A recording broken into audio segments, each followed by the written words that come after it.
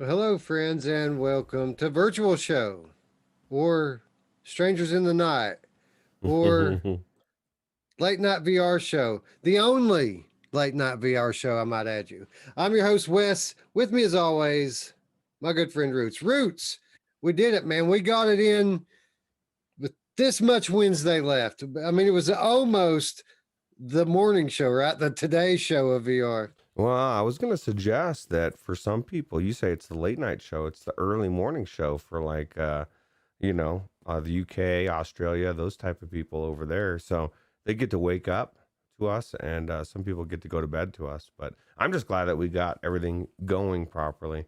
Seems like there's always something at the last minute, and never fails. There's just always Dude, something. it's been a hectic day, a day full of VR, a day the likes of which we've never seen, really, I would say. We've never really quite had anything like what happened today. I know. It was crazy. I didn't even know anything was going on. And I looked at my phone and everybody was blowing up the Discord and everyone was getting excited. And I was like, I couldn't properly take a look and see what everybody was getting excited about. I could see it was PSVR related. So I knew Scion was right in there getting ready to see what was up. And man, it was good. Well, that's how it started, was as a PSVR thing. But man, that wasn't all we got, not by a long shot. I mean, so many announcements. Games we knew were coming got release dates. Games we didn't know were coming got announced. I mean, just freaking madness ensuing. And we're not going to talk about all of it today, obviously. There's too much of it, right?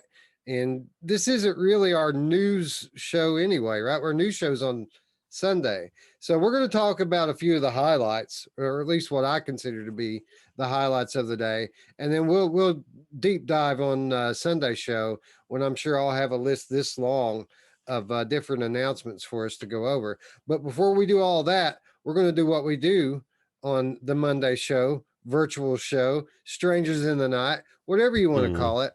We're going to do what we do. We're going to talk about some games, and I feel like that part of the show tonight is actually really good. Yeah, I agree. Late night strangers in VR. No, there's so many different names that keep going through my head. And nothing's official. We're still like rotating stuff, and eventually it will be solidified. But we're gonna hold off on the actual solidification. But yeah, no, I'm excited about what we're about to talk about. It's funny because you mentioned to me on the Discord that you were like, "Oh, should we even talk about some of this stuff?" Because we don't want to take away and not have anything to talk about on the Sunday. But you were you were like, no, never mind. Actually, there's so much. Like we could literally talk about what we're going to talk about today and have a full show and then some. We could probably do two shows out of what's left. There's so much information, so much news that came out today. So Yeah. We'll have to we'll have to be sprinting once we get started on Sunday, because I mean there's so much, and there's more to come, dude. I know of at least one announcement that should drop any day now that hasn't yet, which was kind of surprising. But for you Oculus Quest owners out there, especially newer Oculus Quest owners, there's a game coming that you're probably going to be quite interested in. So, keep your eyes peeled for that. And that's really all I can say about that. yeah, yeah. There's a couple other things out there, right, that are coming that you can't really talk about. But I don't know. I'm excited, Wes. I think it's a good time for VR. I didn't think we'd be having. Who would have known that 2021 would actually have some good that comes out of it, right? So, Yeah. Well, I mean, it's shaping up to be a banging year. Now, anytime we get, any announcements, I think back to that guy. I don't even remember who it was. Somebody left a comment like a month ago, 6 weeks ago, that he didn't think that we were going to get any kind of games this year. That it was going to be a terrible year for VR. That 2021 was the zenith, the peak, and it was just all downhill from there. But mm.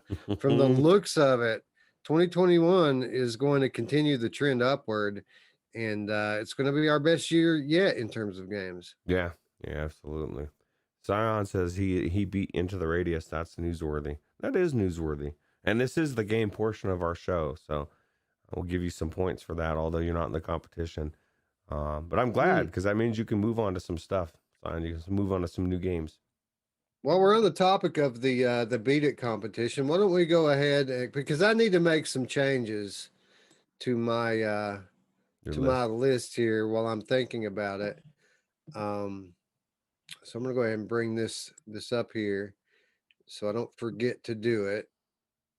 Because there are some games that I'm playing. There are some games that I'm going to start this week, and we're going to have an update probably in 2 weeks, maybe three, uh, where we're going to kind of show our cards a little bit. Obviously, a little easier for Ruuts since he's a streamer and I'm doing pre-recorded. But I think I'm going to have to switch over to streaming Ruuts because I can't get my stuff out nearly as fast as you can if I've got to edit everything that I play. Well, see, that's the thing. It depends on how you look at it. Because like there was a game I was gonna play some, record some gameplay on myself, and my plan is to just put it out. Because like you said, it has to be in its full completion. So I was gonna put it in stream form, just out. You know. Now that's not as good for consumption, I guess, but everybody loves things to be edited perfectly, and I don't know. Okay, so Lies Beneath is already on there, which is good because that's one of the titles that I wanted to make sure was on there. I'm going to go ahead and remove Star Wars Squadrons for the time being, and I'm going to replace that with Little Nightmares Now, is Lies Vortex. Beneath is on your list or my list? Oh, it's on mine. Okay. Hold on a second here. I was going to replace Star Wars with Star Wars Squadrons with Little Nightmares Vortex, but I forgot about the rule The two that we rule. can only have two PSVR or Vortex titles. So I got to get rid of a PSVR title. Hmm. I think, yeah, I've got two PSVR titles. Let's go ahead and get rid of Iron Man VR for a little while, and I'm going to replace that with Little Nightmares on Vortex It works. because I need to take a look at that list. I mean, I'm not really close to any games that I would want to switch around, but I might want to take some, make some changes, I guess. I just have so many different things that I want to play that it's hard for me to decide. And I just kind of threw 10 out there at the beginning, right off the top of my head. But now I've kind of given it some thought and I know what I want to play right now. Mm, And I want to play Little Nightmares 2 right now, but I'm not gonna go straight to the sequel, right? I want to play the first one first mm. and then go to the second one. So Yeah, I thought we're gonna about start with picking that sorry, go up. ahead. Little Nightmares too. I thought about picking that up myself. It looks awesome, dude. It really does. Yeah. All right, so I'm putting that on there, and I'm also going to remove. Well, let's go ahead and remove squadrons because I think it'll be a little while before I get to that one. And I'm going to put in its place the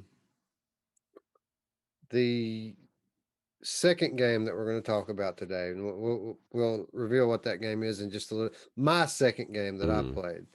I'm going to put it on there, and it's a short game, so okay. I'm not even going to try to debate points on it. It's a 5 point game. It'll only take me a few Hey, hours to get through it. 5 points, 5 points, bro. Yeah. You know? Now, Little Nightmares, how long is that? That's the question. So I'm going to take it to Google here and say how long is Little. What's up, Doom Sly 82? How you doing? Just rolling All into the right. chat. Looks like it's about 7 hours, 6 to 7 hours. Uh, I would say that it's probably going to take me 7 hours to do it. This says 10 to 12 here. I'd say it's a medium size title. You have any issue with that? Oh no, I was thinking Rust for some reason, but now I remember Little Nightmares too. No, it's fine. Yeah, okay. Yeah, no. So See, I figured call it, the point system is so close time wise to worry about semantics of whether it's a short, long, medium. I just don't. I think it's whatever you think is fair. I'm rolling with it. yeah. Okay. Well, cool. So So 2 titles added to mine there. I'm going to, and that's in addition to Lies Beneath that's already on there.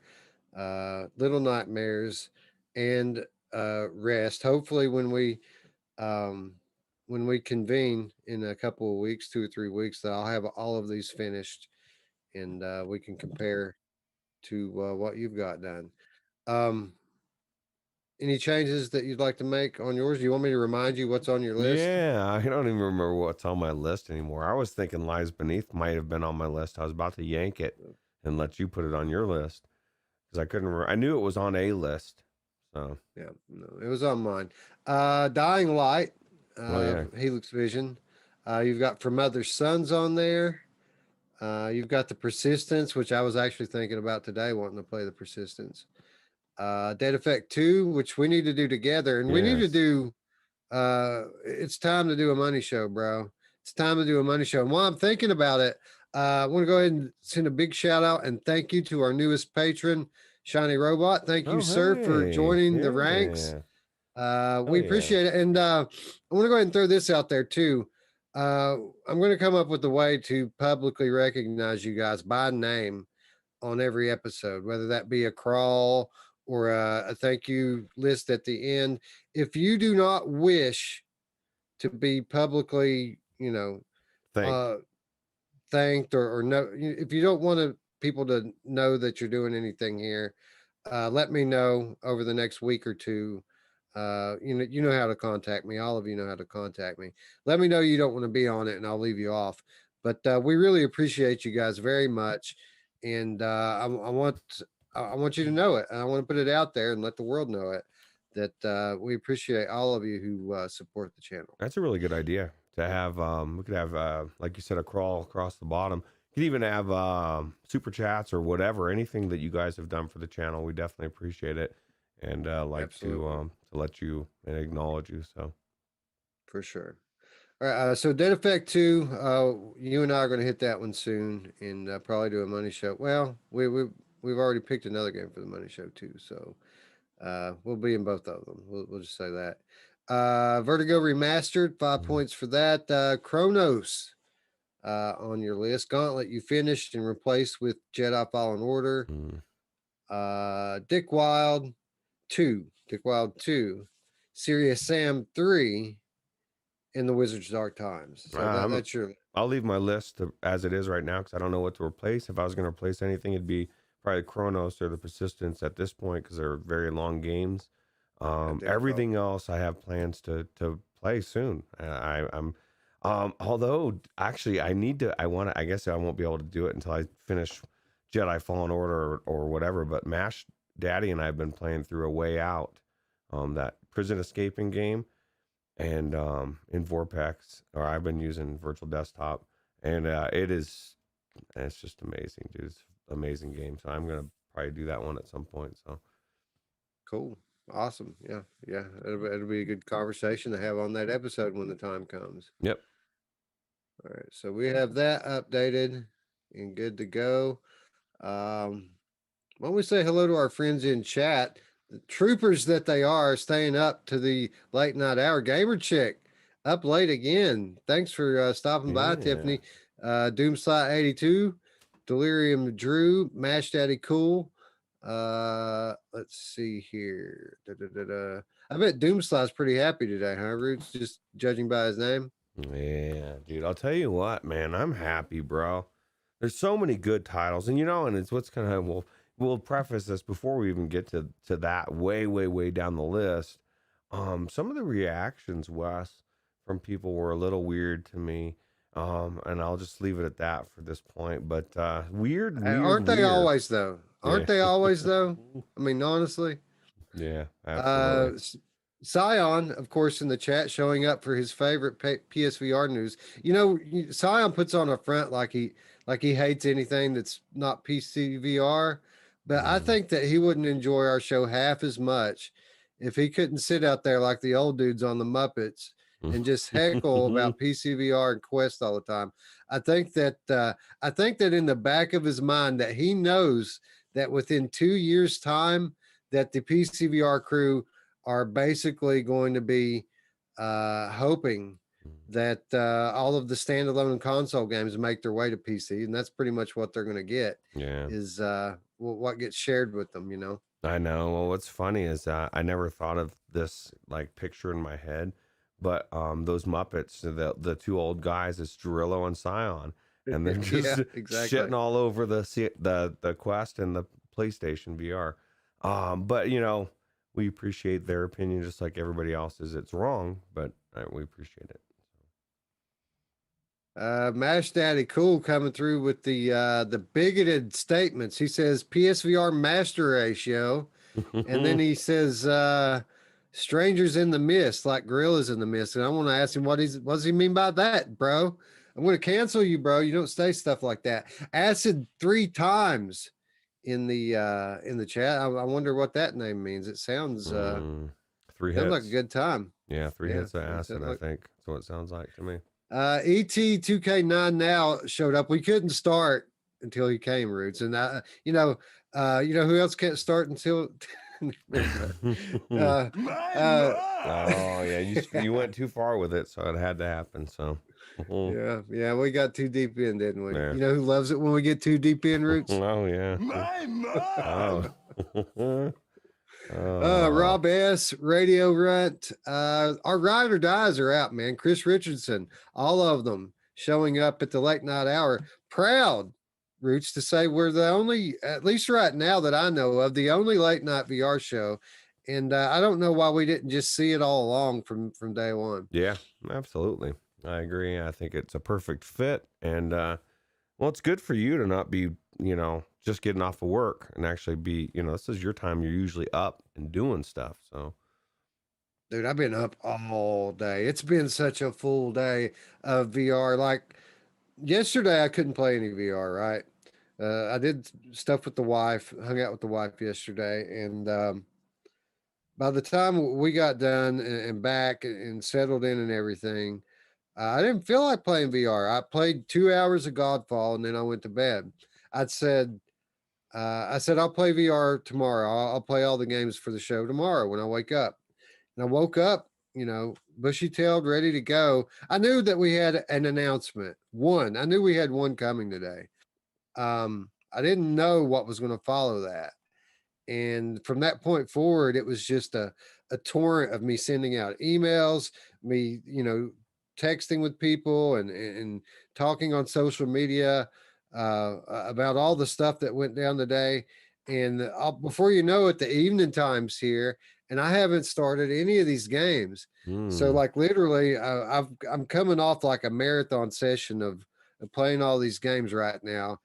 And dude, it's been a long day of VR. yeah, I kind of been the same way, except for, I decided, I thought I should have streamed Hinge last night. It would have been perfect time to kill two birds with one stone, but I decided to stream Ghostbusters Remastered instead. And I just wanted to go through my backlog of Epic stuff. So I decided Tuesday nights is going to be my my try new game from my backlog of Epic free games, and it was pretty cool. It's different. I got to Awesome. bust some ghosts. Void Citizen Andrew checking in, both talking about Walkabout Mini Golf and the new course apparently that they got. And Drew also pumping up Population 1 Season 1, which I haven't checked out at all yet. Not even haven't even watched any content from it yet. We need to get back into that, dude. We need to put some time in, me and you. That'd be a good money show as well. There's a lot of good changes. They've got a katana, dude. Big sword, and what's cool is you can just whack the hell out of people, but if you hold it both hands, it puts a big shield up in front of you, and so people are using that, but your feet are it just adds a different level, because there's a lot of people that'll snipe from far away. You just grab that shield up and you can kind of protect yourself and move to a different spot. That's awesome. It's just different, man. And then they've got soda cans now that are shields, and the cans stack for soda, for health, or for shield, and the bananas as well, into stacks of 5. So it makes it viable. So not only is it cool, Wes, when you're using them and you're doing your thing, but when you kill somebody and all these cans start popping up everywhere, from their inventory, it's like, oh, it's like Christmas, bro. Like it's just Christmas all over again. Yeah, Mash Daddy, speaking of stacks of fives, coming through with the $5 donation saying to get back on my good side. LOL. Yeah, bro, you know me, bro. I can totally be bought. And Oh yeah. you and me are cool, bro. All the way. No, with Pop One, dude. Yeah, I think that I've read about these changes and then they sound really cool. What I really want though, and I want it not to be seasonal but permanent. I want two things. I want singles mode. All right, I don't want to have to be squatted up. Not that I don't enjoy, playing with my friends, but I want a singles mode. It should be in there, Mm. and I want private matches, dude. I want to be able to grab a bunch of my crew and just go play with those guys. I don't want it to be left to luck of the draw. They're both Uh, coming. They're both coming, yeah, but they both they can have to be right. they both cannibalize the lobbies, but the lobbies are getting quick enough. And they're both needed, especially the private games. Because it would be great to have 18 people in there. You could do your own tournaments and stuff. Yeah, I mean, especially with all the content creators that we all have in our circle, I would love to play. Me, you, and I don't know. I guess we'd have to pick somebody really good that's a content creator to come on our team. That's not a duo. Or even duos would be cool. Team, having those different options, I agree, would be absolutely cool. But everything else that they're doing, with their decisions are absolutely good, and I like it. I mean, there's a lot of sweaty people in there, a lot of good people, a lot of people that scare me, Wes. But other than that, it's fun. So Yeah, man. If we could just only have private matches, then it would really open up the game because we could all agree on rules and stuff and throw in special modifiers. For example, we could just go have a knife fight. Like everybody, just knives. Let's all just go fight with knives. Stuff like that. that would be cool. Pistols only, right? Pistols Mm. only, sniper rifles only. Uh, Things like that to kind of make the game fun, keep it fresh. Even though I don't think it's getting stale because they, as we mentioned, have went to seasonal content and are constantly tweaking things. You could try to get your friends in there and try to make it. Everybody use knives. We, me and Jim Hall pissed off a server of Sea of Thieves one time that because everybody went to an island and decided they were all going to melee, and then we just blew up everybody's ships, and everybody got pissed because we weren't in on the little thing that was going on, and it was fun. So mm. Yeah, it sounds that way. Anyway, lots to talk about. Why don't we get into some game talk, or really not so much a game that we're going to start off here with. So, what Ruuts and I decided to do, kind of as well, actually, we've been talking about doing it for a few weeks. We wanted to put the spotlight on a few of these smaller games because, week after week, when we're getting in here and we're checking out the Steam sales and we're checking out Viveport Infinity, we always come across these games that we've never really heard of, never really looked at from these smaller studios. But some of them look really good games, and you can tell that these developers just aren't very good at marketing. Like they haven't promoted their game, so nobody knows what it is. So we decided we wanted to try a few of these. So I personally took to Viport Infinity, of course, because there's so many of these games on there. And I picked out a couple I wanted to check out. One game, we decided we were going to each pick a game, but then I also came across an interactive story that I wanted to check out. And that's what we're going to talk about first. We're going to talk about a game called Caliban Below. And I keep calling it a game because it kind of is like a game. It's fully interactive. You move through the game, through the experience, through the story, like it's a game, but it's pretty much just a walking simulator without free locomotion. So you're not actually walking. It's teleport only, room scale stuff. So there's no turning at all. You have to turn your body. You have to stand up and turn. And the only control in the game is a button to teleport. And the way the thing works is you're basically moving through a very linear map. Uh, and you're looking at things, and when you look at things, there's narration, there's voice acting that you hear, which tells the story. It's you, your character, that's speaking out loud or thinking to himself, and that's kind of what you're hearing is your own internal monologue. And let me tell you, Roots, this thing shocked me. Not only with how good the production values are, this thing is freaking beautiful in the headset, but just how good all of the production values are, and all of the storytelling aspects of it. I absolutely had a blast in this thing. Of course, it is kind of horror themed, so it's right down my alley. But the environments in the game were breathtaking. The story was dark, and the ending was shocking. And I mean, I really enjoyed it. It's only about 20 minutes long, and it's on Viveport Infinity. And if for those of you out there who could get past the lack of locomotion options, I really highly recommend it because it's really it was a unique experience. I really um, I haven't experienced many things like this in VR, especially to this level of production quality. Yeah. I actually checked it out myself too because I after you said you were doing it Oh, and it was a awesome! short experience, I figured why not? I might as well check it out. Um, and what was it like? The poetry or whatever that they was saying through there. I mean, 'cause it's very poetic, right? Kind of sounded Yeah, like.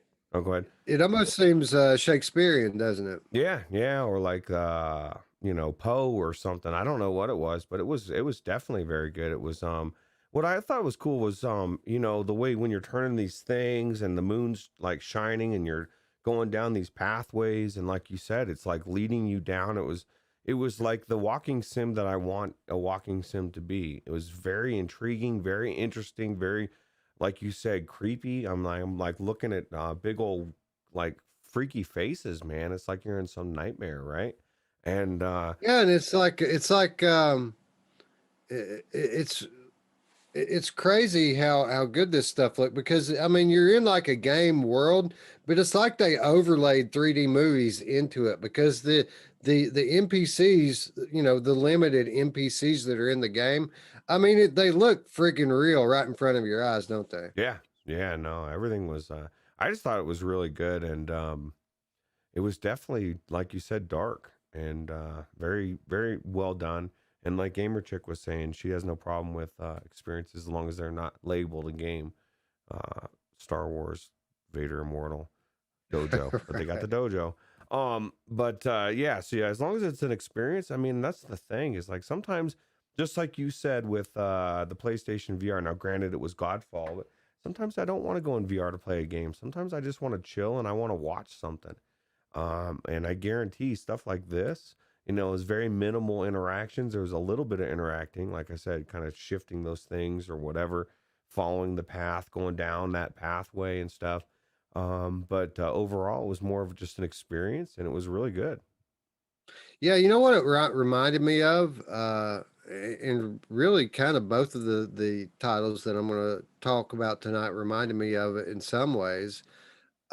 Here They Lie. It Mm. reminded me a little bit of Here They Lie. It doesn't have that crazy, psychedelic, George Lynch feel to it like Here They Lie does, but it had that same feel to it. The way you moved through and interacted with the world, the way they told the story, was very similar to Here They Lie. And I kept thinking about it as I was playing it. I would love to have more stuff like this in VR.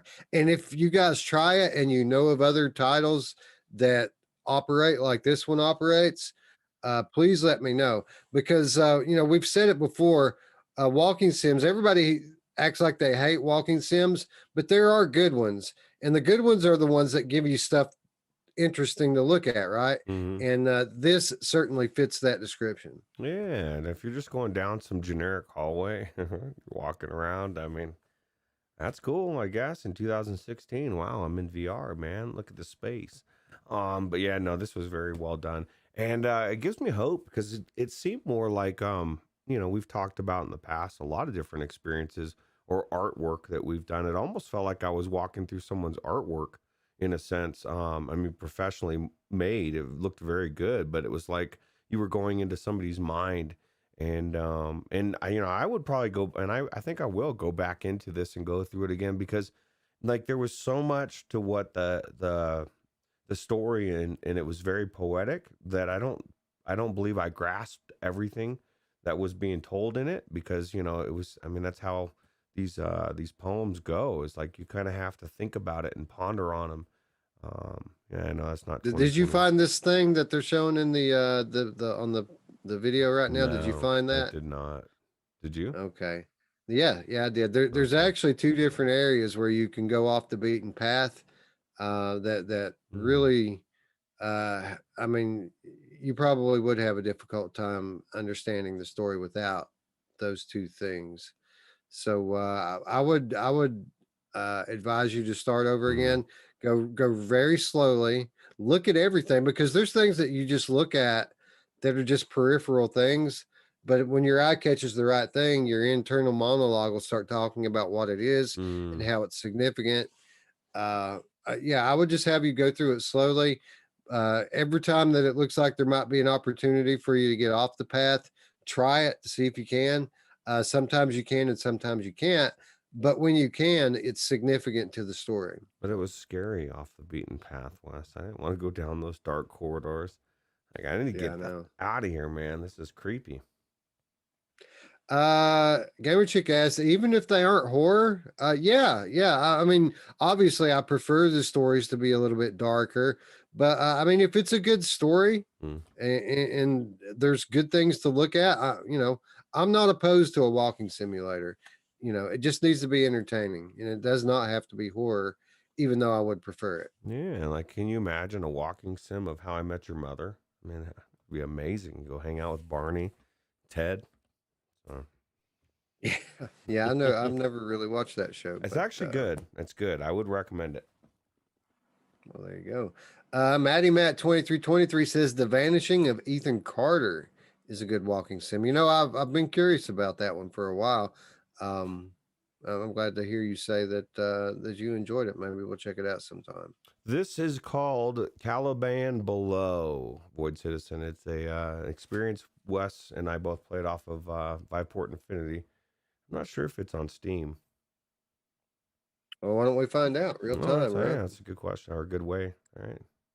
Because I have no idea what this thing costs, but I would say it's worth $5 all day long, probably even 10. I really enjoyed it that much, even though it is super short. ET2K9 wants to know if they ever fixed the bugs from Ethan Carter.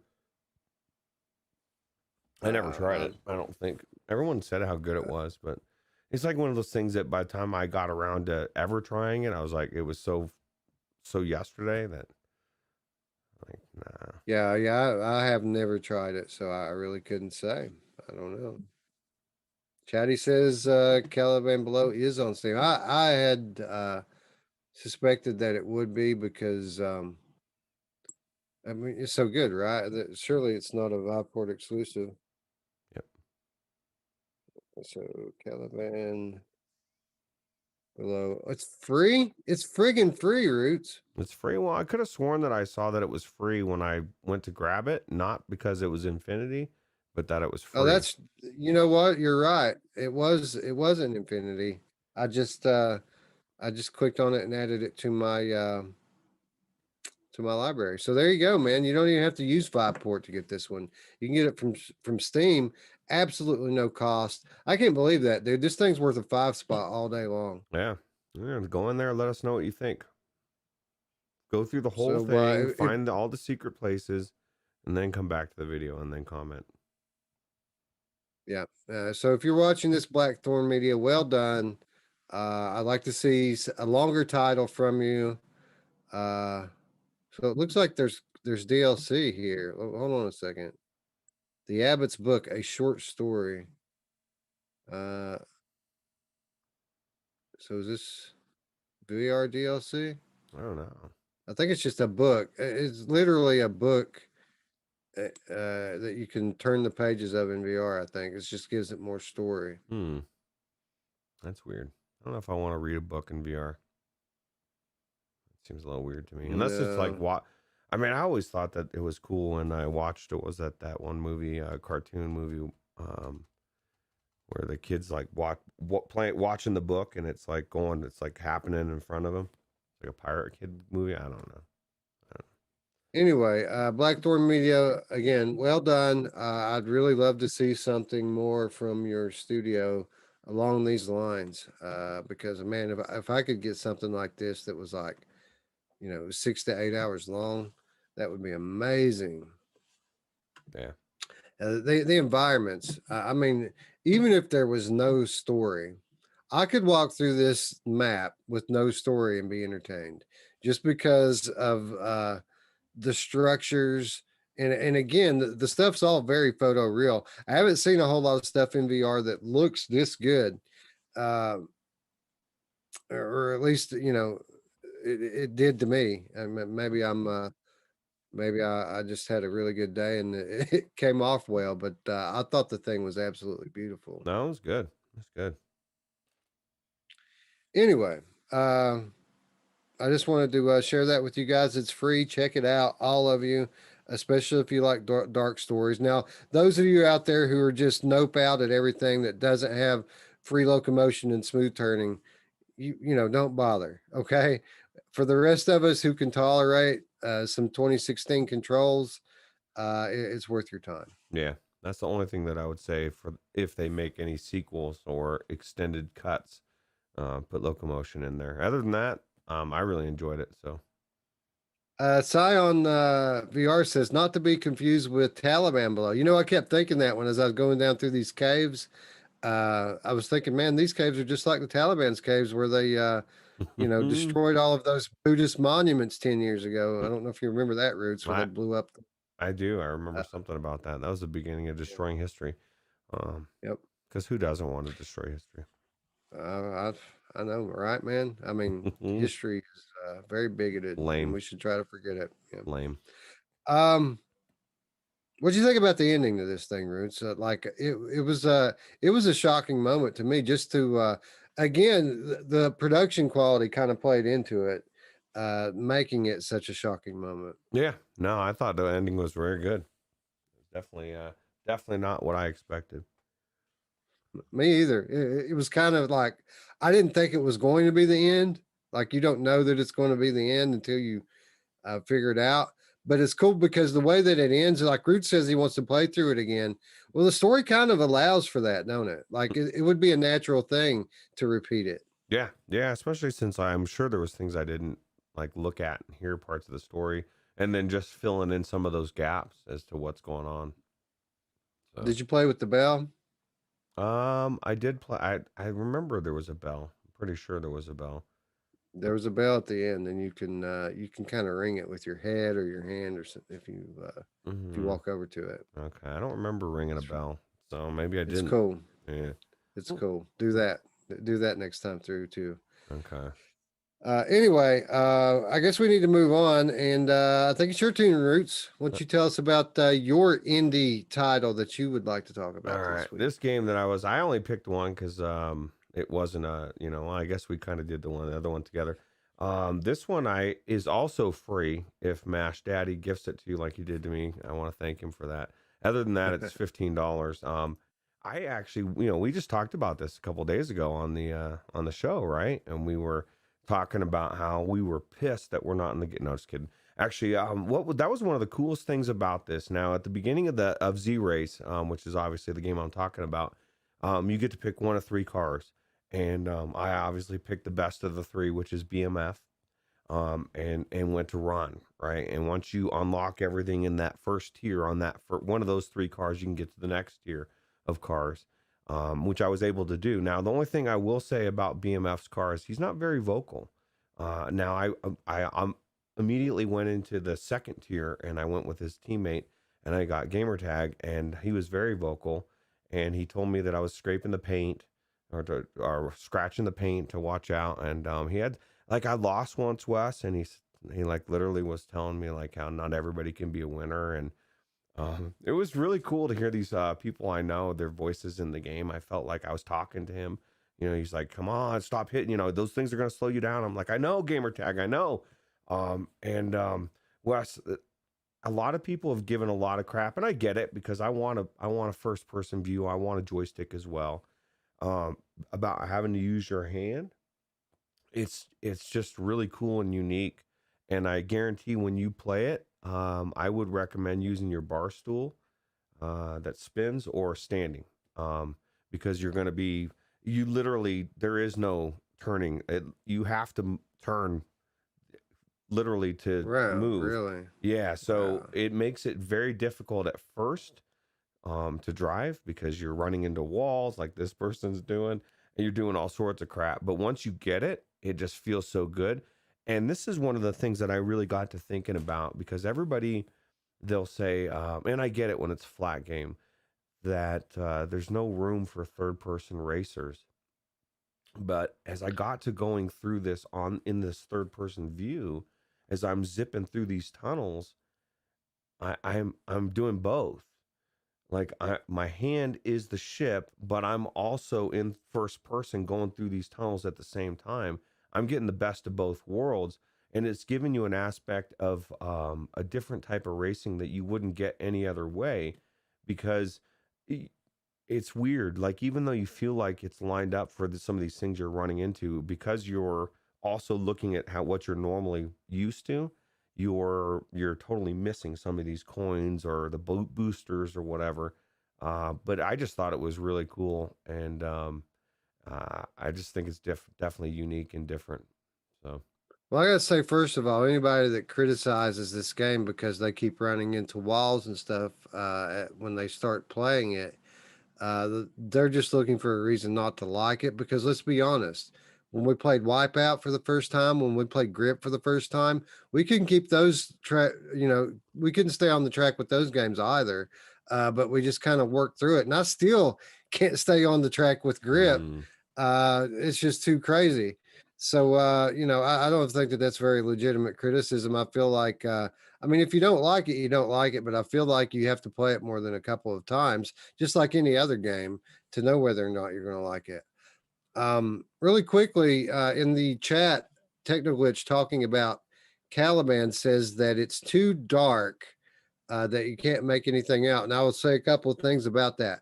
First of all, you want to make sure that you're interacting with those wheels because it is dark until you move the only thing that you can really interact with, which shines moonlight down into the corridors. So every so often you have to turn one of those things to kind of bring the light with you. Now it's still kind of dark, but it's not like you can't make anything out.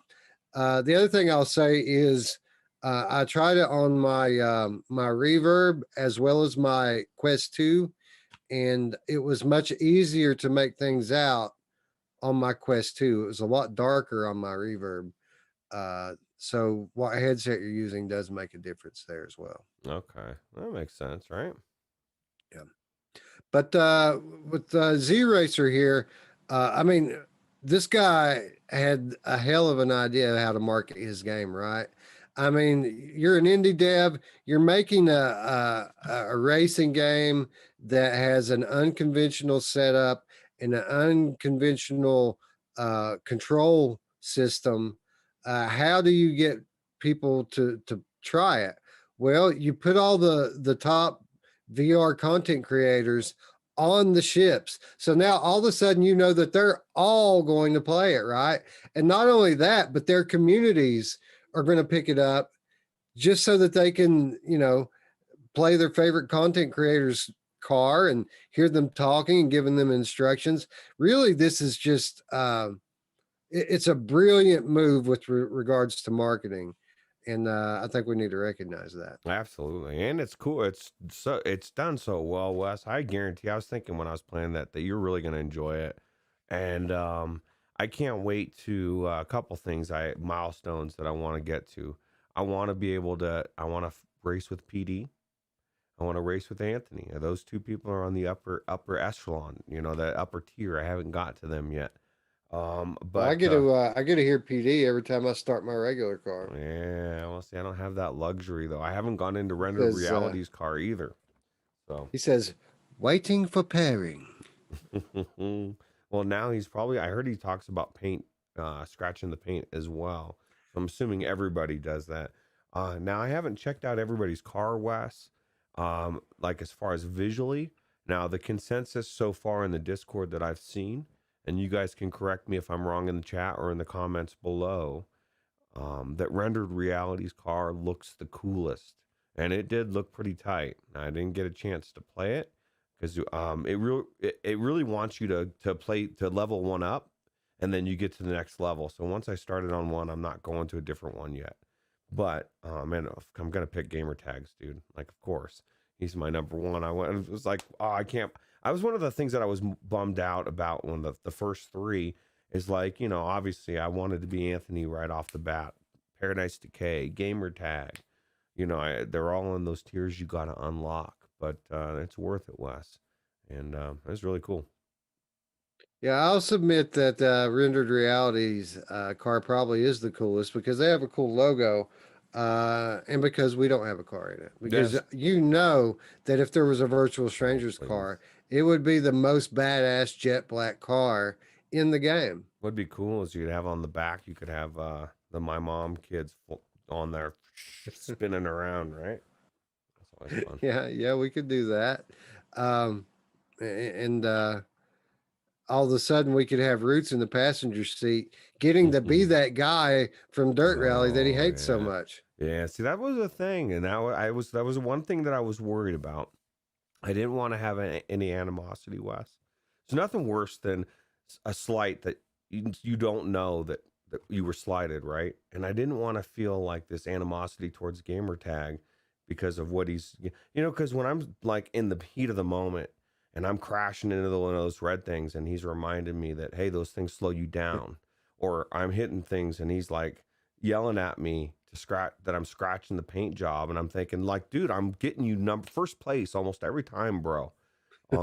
But I calmed down and I realized he just, he's got it in his heart. He just wants Roots to win, and so it made me happy that he was there.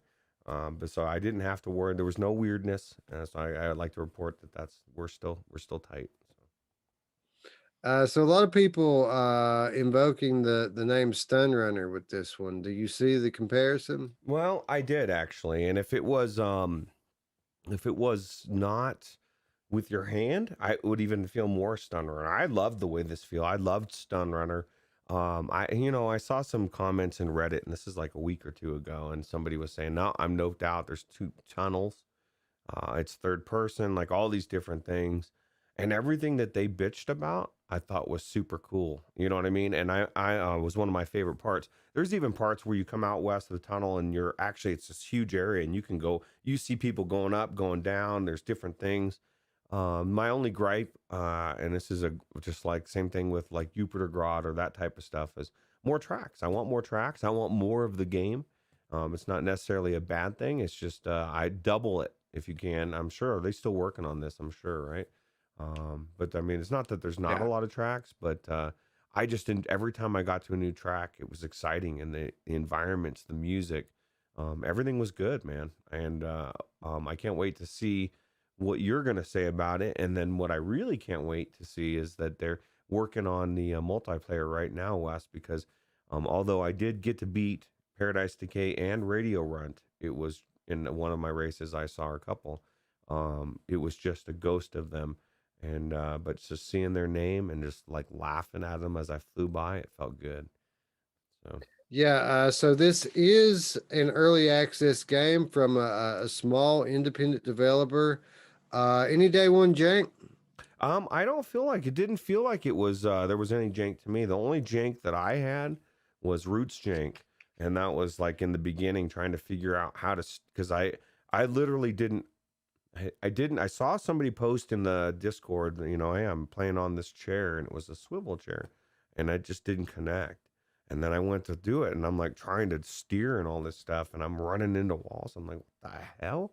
But then it dawned on me that no, I need to literally be, because I still played sitting down, but I was twisting, turning. You got to have a lot of space, and it probably would be better to be standing as you're doing it. But even if unless you had a swivel chair or something. Yeah. Would it be fair to the other players if they were to implement locomotion options or control options rather in this game? Like if they were to give certain players the option to turn on conventional race game controls with thumbsticks or a racing wheel, would those players have an unfair advantage, or would even maybe the players who have the original control style maybe have an advantage? I would submit that if you're good and you've been playing it enough, you're gonna have an advantage. Not being locomotion. See, here's this open space. Um, just because you have a lot more, range of freedom of movement, and you can jerk. You can. There's a lot more you can do versus with a controller. You're limited speed wise, as far as how you can yank that up. But I don't know. I was thinking that same thing, that there could be some kind of disadvantage to it, but maybe they have a different bracket. But I don't know. I really enjoyed this game, and I can't wait when it gets to when there's actually real racing with other players. I think it's going to be an amazing game. Not that it isn't already, but it's just going to add that extra element that you want in a racing game, right? So it's asynchronous right now. Don't you race against like the ghost Yep. of players that played it before you? Absolutely. Yeah, it's asynchronous. And so, like I said, I got to beat the crap out of Radio Run and Paradise Decay. Now, I thought about this. Now, one of two things: either all three of us are just elite, or everybody else of my friends that I've played are way much better than us three. And those are the only two people that I saw um, Um, so far. So, Gaverchick in the chat says, I love listening to Roots troubleshoot. Quote, I don't know what's happening. Help me, Wes. I'm scared. oh, uh, anyway, what about, let's say it does go multiplayer. Do you think adding battle elements to it would help? Like if you put guns on the ships and when you're pulling your trigger, you're shooting your friends? I think it would be good. I mean, depending on it depends. It could be a good mode, a different mode. Like because there's people that are purists. They just want to race. Mini Motor X has the options to where you can play it whether it's just strictly racing, or you can play it with guns and stuff. I think it would definitely be a good option. You could put all sorts of different things on there. Another thing that would be cool is if you could, and maybe you can't. Well, I guess no, because I was gonna say you could go up on the ceiling, but you're stuck to your hand, so there you ain't going on any ceiling. But no, I really enjoyed it. Everything about this game, aside from the fact that I just want more courses, and because I enjoyed every single course. I mean, there's a lot. It's what, 12 courses. I just I liked every single one of them. Each one of them had a different feel. The music was different. There was a couple that even seemed more like metalish, and I thought of you. And then there's some that are more like techno type, but it was very cool. So I think I will check it out, man. Because I mean, you did say it was free. Yeah, So, yeah. So no, it's free for us because I Mash Daddy gave it to bought well, it. yeah, no, what I'm saying is he just literally gifted it to me in real time just now. Oh, So did he like, really? Oh, wow. yeah, yeah. Hmm. Thanks, Yeah. Eric. We really appreciate it, man. I guess I got to get in there and play it now, huh? Hell yeah, dude. Because now we'll be able to play against each other pretty soon. He said quarter two, so we're coming up on quarter two pretty soon here. So Yeah, I'd like to see it. I'd like to see it get some open maps, like maybe something wider, kind of like a death lap style of wide track, and then incorporate some battle elements into it. I think that could get chaotic quickly, and be a lot of fun with the control style. yeah. Well, and it's just it's so beautiful too, man. The environments and even outside of what's going on in this tube, if you're looking out there and checking out different stuff, it's just super cool. Yeah, it looks super cool, and I'm still going to be waiting though on that virtual stranger ship. The guy has our logos, Roots. I did send them to him. Like I don't know, it must have been a year ago. Like we had like four Mm. or 500 subscribers at the time, and this dude was literally on Reddit asking for people's logos to put on the ships. I said, you know what, we're probably too small, but why not? And I talked to him. He said, send me your logo. I did, and I haven't heard anything else from him. So Well, the game is our answer. But I'll tell you what, there is always a DLC, so maybe they can add us in there, or maybe we get the next game. Um, I so just you thought, guys know, if you want to ask for it, and ask and you shall receive. yeah, absolutely. But how cool is it that you get to hang out with your favorite content creator, man? I spent like at least an hour just hanging out with Gamer Tag, man. It was cool. Yeah. Mepper says if you like A Fisherman's Tale, then you should take a look at Maquette. It's not for VR, but it's 3D, so maybe Vorpex will work Hmm. with it. It just released. Yeah, it's free actually on PlayStation Plus this month. It's one of their Wow. 4 free titles that they gave away this month. Matt wants to know if this is standalone or PC. As far as I know, right now it's only PC on Steam. It's not on Oculus. I don't know if it is. It coming to Oculus eventually, or have they said? I have no clue. I just know of it as a Steam game. Yeah, I looked to see if it was an Oculus today, and it was not.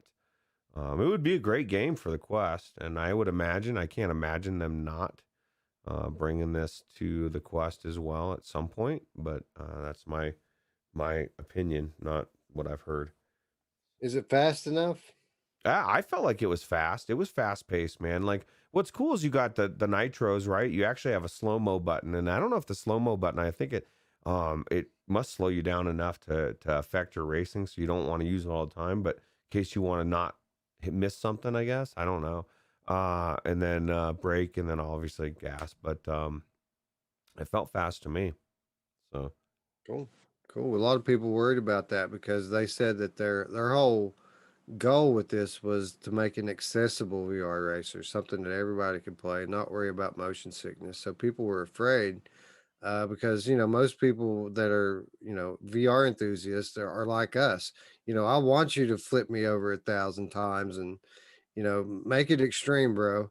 Make me have nightmares. And I wonder if it's- there's something about it being tied to your hand that makes it not.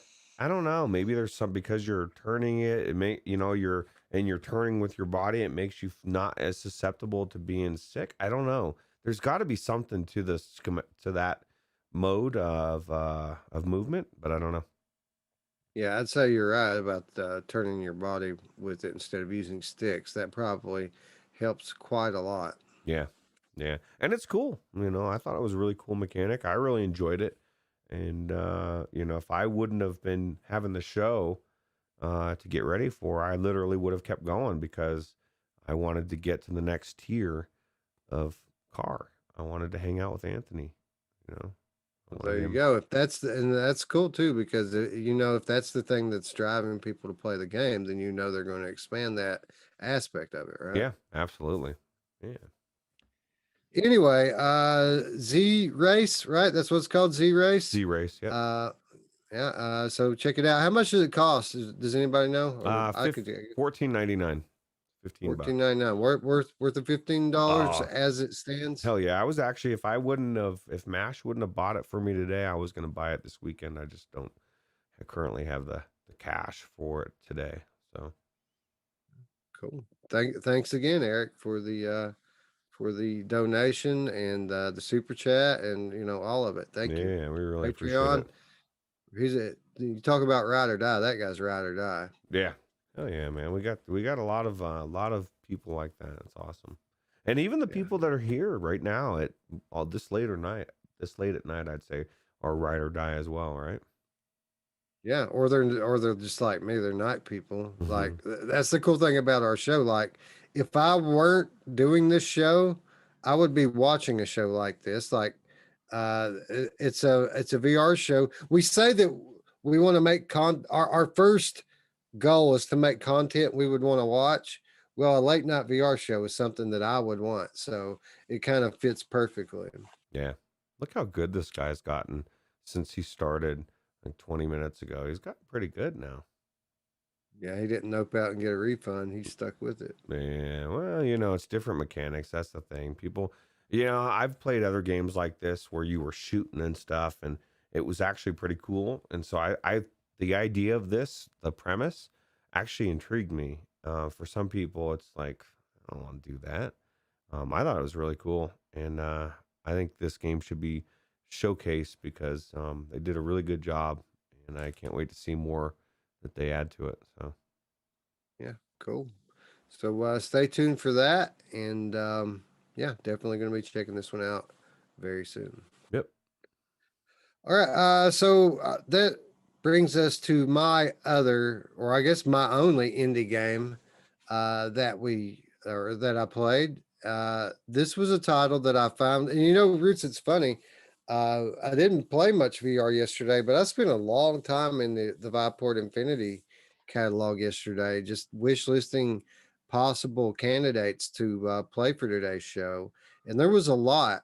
But at the end of the day, I just couldn't pass up this game, Rest. Wrest. This is a sci fi horror game, again, on Viport Infinity. It's also on Steam. Um, but, dude, right off the top here, I want to say how glad I am that we chose to do the Indie Spotlight because not only did I love Caliban Below, but I'm really enjoying this game as well, like a whole lot. The whole premise here, again, this is a sci-fi horror game, but the whole premise of this game is you're nightmare hopping. Like you're literally half of the time that you're in this game, you're navigating through nightmares. Okay. And how many times have you heard me say on this show that I want a game that's like a living nightmare, and that is absolutely the case here. And a lot of the stuff that I said about Caliban Below is true here, specifically with regards to production value. This thing is freaking beautiful. It's crystal clear. It has highly detailed textures, and I mean, I was just thoroughly impressed with this game. um and really, like Caliban Below, it's all about the storytelling, the environments, and the production values. Now, unlike that game, this isn't just a walking simulation. There is some combat in this game, but the combat's just average, in my opinion. Uh, it helps add to the immersion, but you're not playing this game for the combat. You're playing it for the story. You're playing it for the scares. It actually scared me once, Roots. Like I jumped and cursed out loud. Like this is a scary game with high production value, and I don't know why more people don't know about this game. I know that's one of the beauties. Yeah, that's one of the things we wanted to do with the show. Remember way back in the day, it was the hidden gems, right? And we haven't done one of something like that. This is kind of a hidden gem that's something that I never heard of. And it's something you can get on Viveport Infinity. It's free for a good portion of people out there, right? And what's it cost on Steam? You said it is on Steam, right? It is on Steam. Give me a second, and I'll tell you exactly how much it Oh, costs. that was hot. I'd say that this is a $25 game Oh all my day long. god. Well, I I thought you don't said. know what. Well, it's No, I'm so. saying that's what it's worth. I don't know what it costs. I'm going to tell you that, but this is a $25 game easy, and I haven't beat it yet.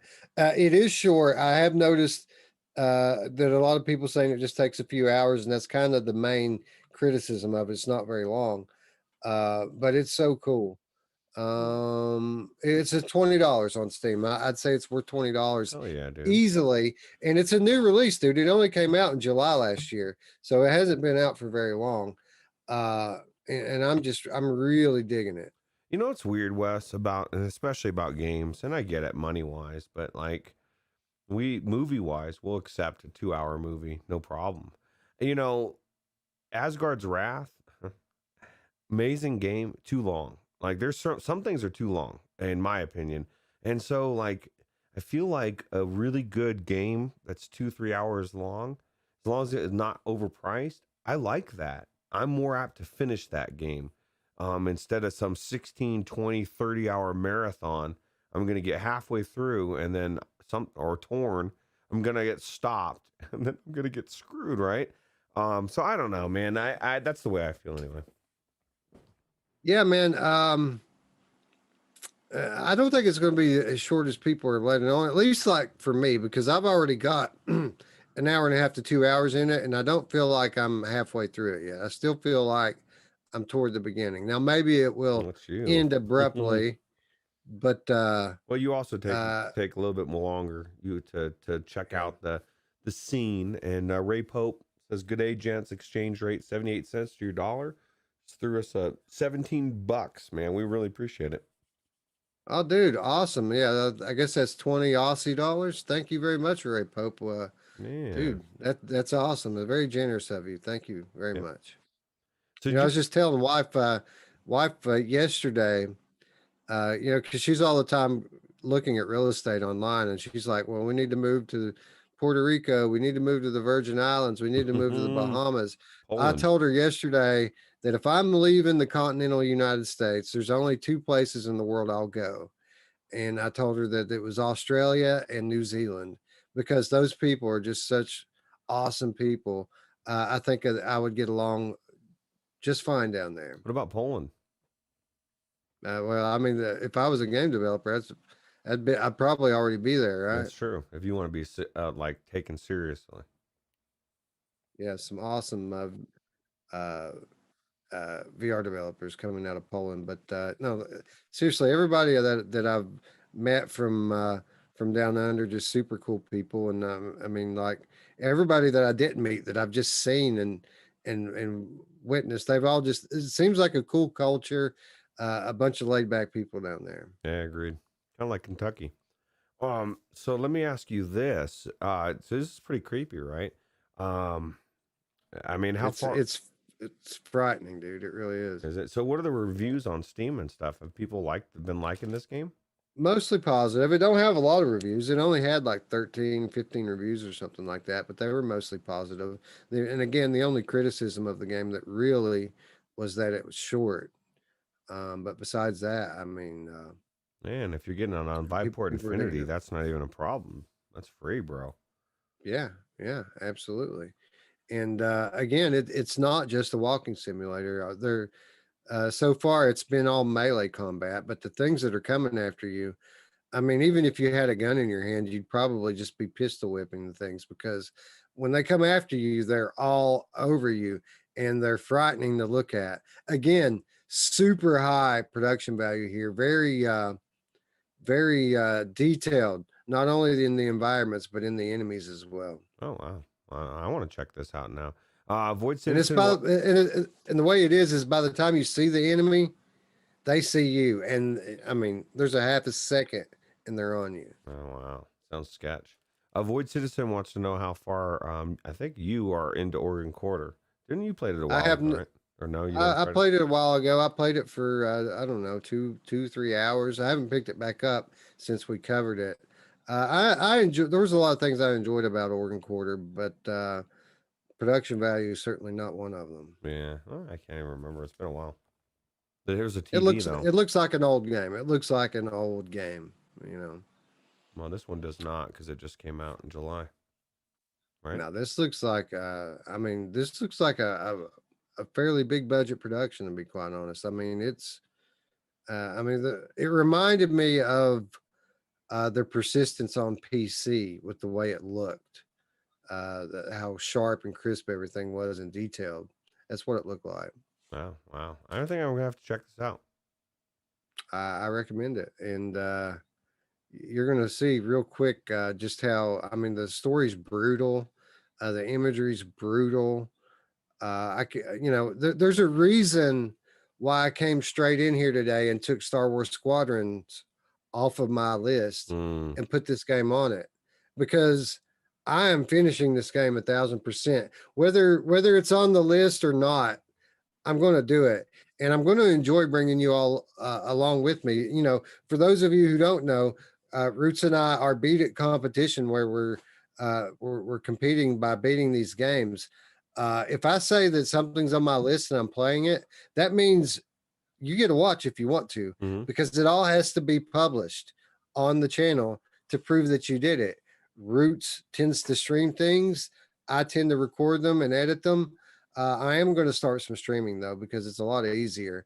but I'm going to be playing through this one like now. So if you guys are interested, I'm going to start it over. There's going to be videos coming. Again, Lethal Weasel VR. There's a link down in the description below. Click on it, click subscribe, click the bell if you want to come on this terrifying journey with me. Yeah, Gamer Chick wants to know what we consider indie developers, small teams, self-financed. More, I mean, obviously, definitely self-financed if it can't be funded by a big company. And We I don't know what the uh, size of the team really doesn't make a difference, right? we understand what the term means, Tiffany. That it's not backed by a big corporation, conglomerate. But generally, when we use the term, we're talking about smaller studios in terms of funding, in terms of people that work there. We're talking about generally, I mean, most of the time we're talking about less than 20 or 30 people. I guess in some cases, less than 50 would probably fit the definition. But most times, like today, when we're talking about indie spotlight, we're talking about smaller, lesser known studios. So, Yeah, that's why that was my biggest problem. Was like I wanted to find something that was, obviously indie wasn't funded, and so when Mash Daddy gifted the game, I was like, oh, dude, this game just came out, perfect game to showcase, right? yeah, by the strict definition, 95% of VR game studios are independent studios. When we talk about indie studios, we're not really going by the strict definition of it. We're really what we're saying is small, self-financed, or maybe even like crowd-funded developers. Or I guess if we really just wanted to go into virtual strangers lingo, we would have just said hidden gems, and then everyone would have known exactly what we're talking about. Those diamonds in the rough, those ones that you played, like Wes literally just said about this game. Like, how did I miss this? You know what I mean? These are games that are really good that somehow flew under the radar, and we have a position where we can actually maybe help the devs and just put a spotlight on it, So Gamer Chick says our company is categorized as both indie and AAA, and I got the impression it was mostly subjective. Yeah, and what you might be doing too here, a lot of the people use the term as not really even talking about the studio itself. They'll use it as an adjective to describe a certain type of game, right? So it really has nothing to do with how big or small the studio is, how well funded or not it is, how many people work there or not, but really it has everything to do with you know how um, how polished a game is, or how well promoted a game is. A lot of times when people talk about indie games, they're just talking about lesser known titles that aren't as polished as some of the more well known titles. yep, So absolutely. yeah, it's a word that takes on many meanings in practice. While in reality, it probably it has a pretty strict definition that people just don't stick to. Yeah. Well, I So definitely yeah, think that there's a lot of indie game or titles out there, and they or even just like I said, hidden gems, and that was it's one of my favorite things to do on the show is just showcase something that people maybe didn't even know existed. So yeah, yeah. That was kind of the intent here, was to put a light on lesser known titles. Was kind of our intent with it today. yep, Now tomorrow it could be something completely different. yeah, that's true. We'll switch it up. That's the beauty of 2021, man. Everything's flowing, bro. Nothing's set in stone. Well, dude, today's a great example of that. I mean, when you look at the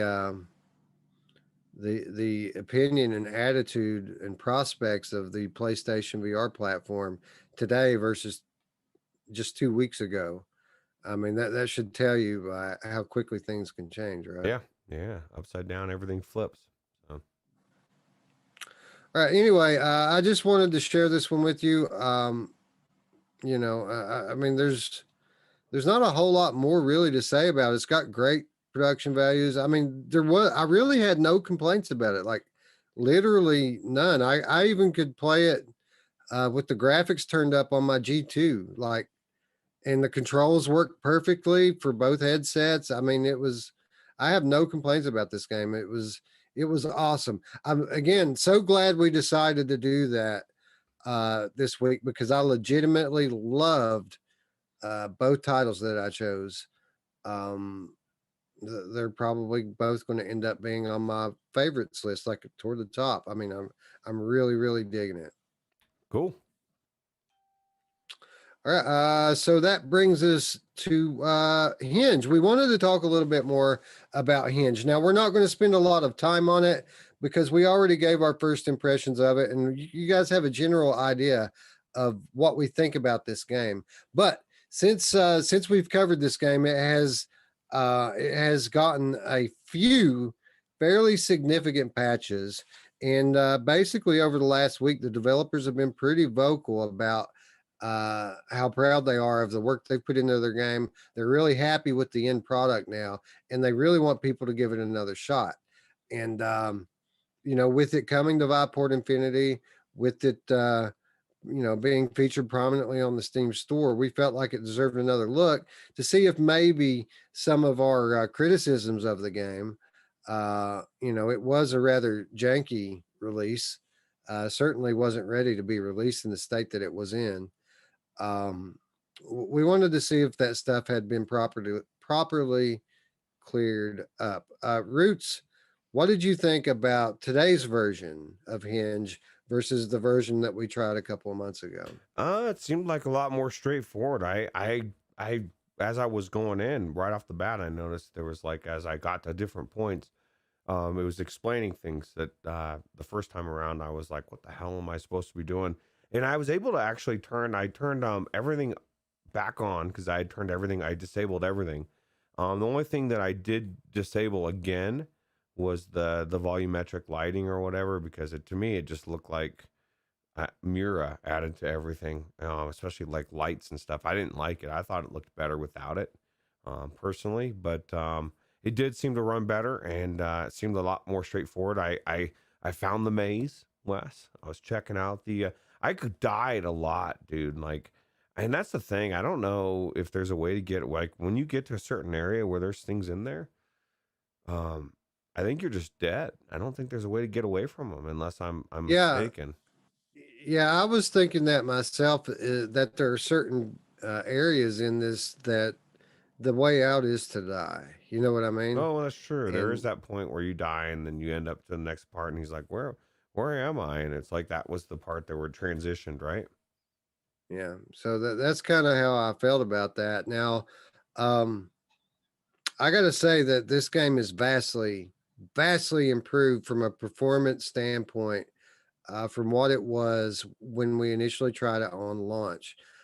Back then, I couldn't run it on my G2. It just crashed immediately. And then when I got into it with the Quest, it was nearly unplayable with all of the jitter and all of the broken interactions with the items in the game. It was very difficult to follow what you were supposed to do because there wasn't a lot of direction back then. But it was such a beautiful game and so creepy that in spite of all of its flaws, I really did enjoy my time in the game. I couldn't really recommend it to people in the state it was in, but I enjoyed playing it. Now it works. Like I played it in my G2. I didn't even try it in my Quest. Like I just played it with my G2 and a little bit of performance issues. I couldn't run everything turned up all the way. I left the graphics quality all the way up, but I turned the anti-aliasing down a little bit. I turned the shadows down a little bit, and I turned off the motion blur, and that straightened everything right up. I ran it 100% Steam VR resolution for my G2, and it ran perfectly. I mean, no problems whatsoever. Now, with that said, you can see what they did that gave a lot of the performance. This game is not as sharp as it was before. Did you notice that the resolution, the overall resolution of the game, even when turned all the way up, it ain't what it used to be, is it? No, I put mine at medium too to get it to run really smooth, but because that's what it originally started at. I kicked it up to high and then I went back down to medium. But yeah, it wasn't as crisp and clear. It was still good, but it wasn't like you said super sharp like it was before. I don't know what it looked like on the G2, or I guess it, you couldn't see it before. I never found the It red looked button. like it looked like a really polished PSVR game, is how I would describe it. Like it looks really good. The models, the textures, everything's really good, but it's got kind of a haze over it now that wasn't there before, right? It just kind of blurs distant objects out. Now the stuff right in front of you, pretty good. I'll for example, um, and this is a good example of how I first noticed it.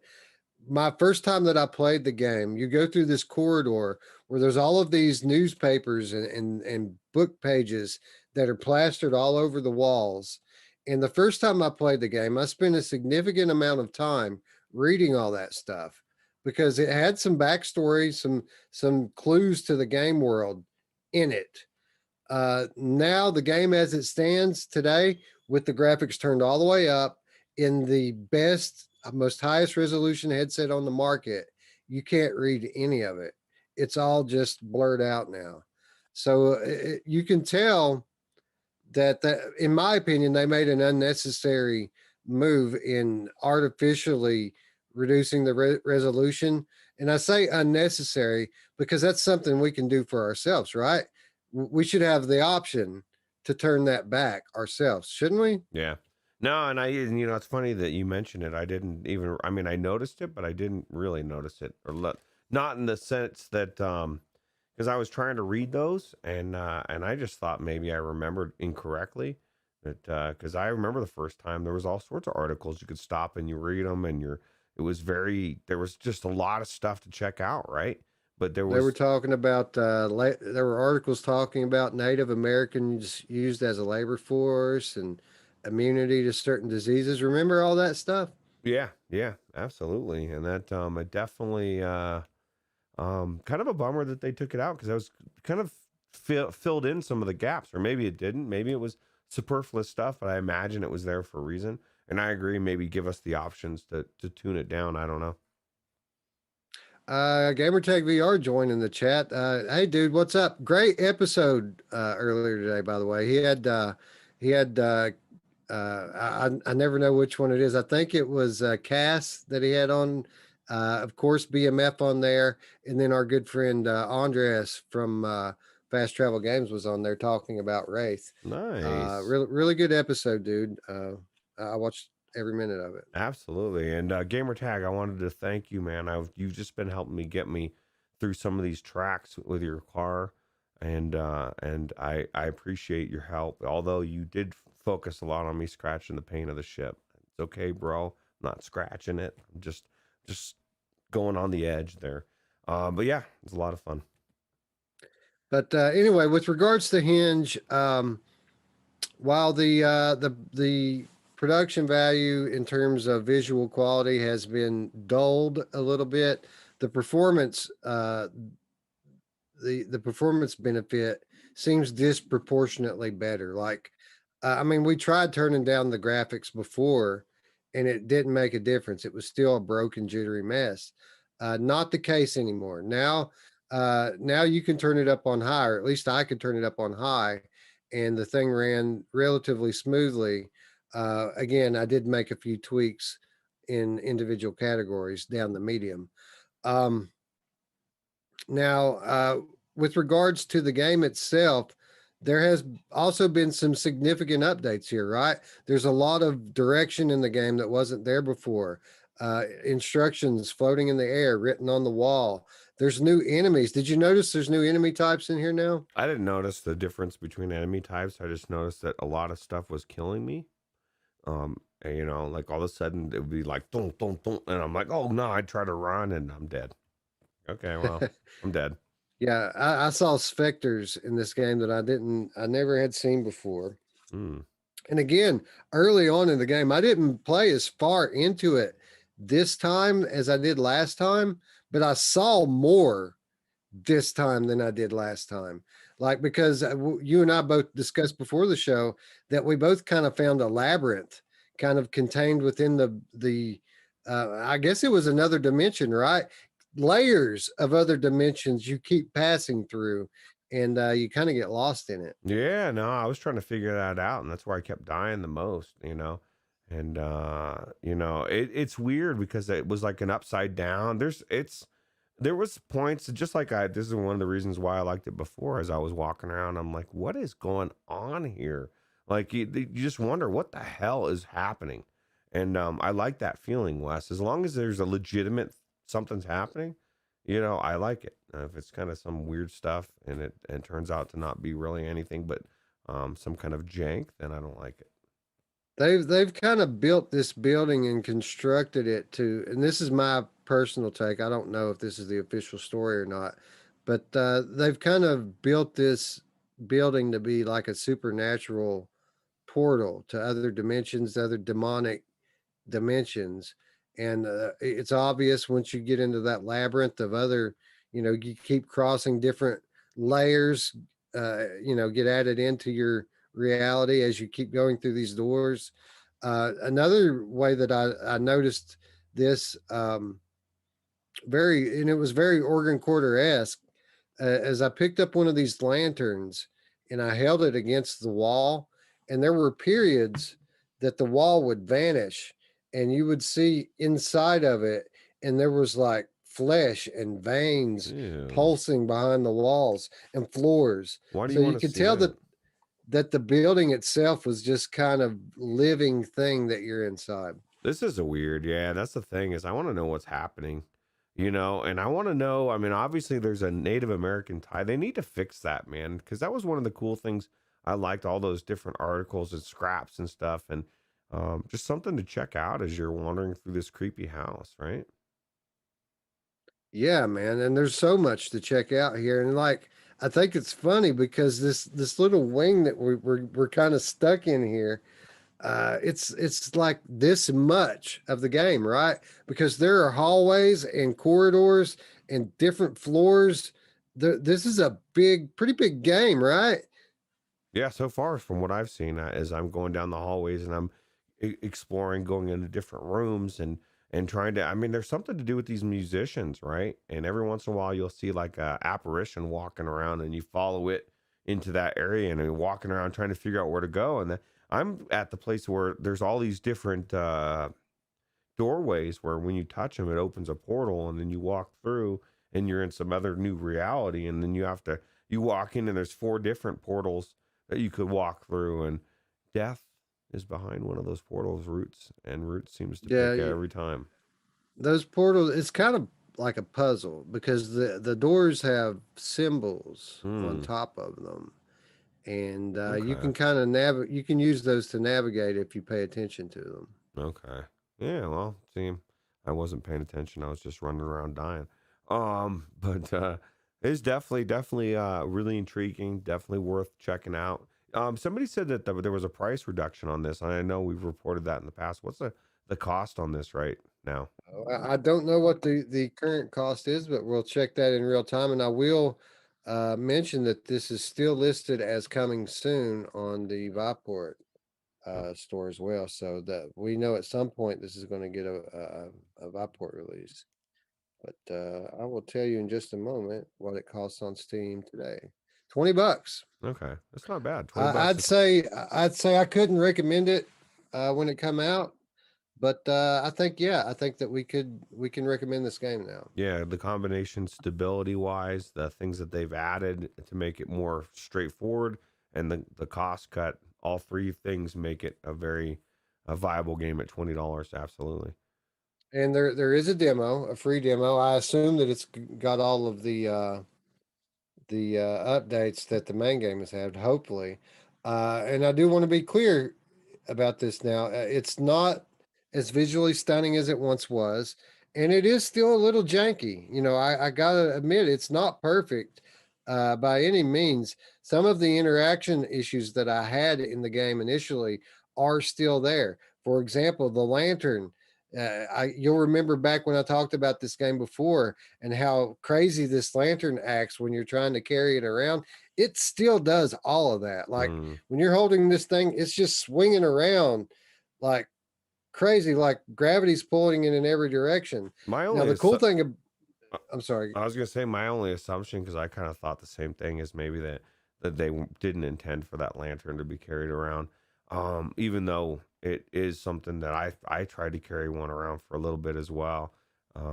But The cool thing about it is, I mean, even though it has some really crazy behavior in your hand. The cool thing about it is that the environment and scenario that you're playing out in the game would kind of be a situation where shit would just go crazy in your hands because, I mean, you're having some, strong, intense poltergeist activity going on in this building, and it would explain stuff like that happening, right? yeah, if you were really in this building, it's not good, bro. Like, there's some weird stuff going on. I would be freaking the f out, man. The way because, like you said, things are moving, floating. You're walking into rooms, everything's upside down. There's just you just don't know what the hell's going on. And I still want to get to a point where I can actually utilize this cigarette case and like have all the evidence lined out. I don't know what we need evidence for, but there's a lot of cork boards, right, in different areas. That leads me to believe that there's a lot of stuff to put up there.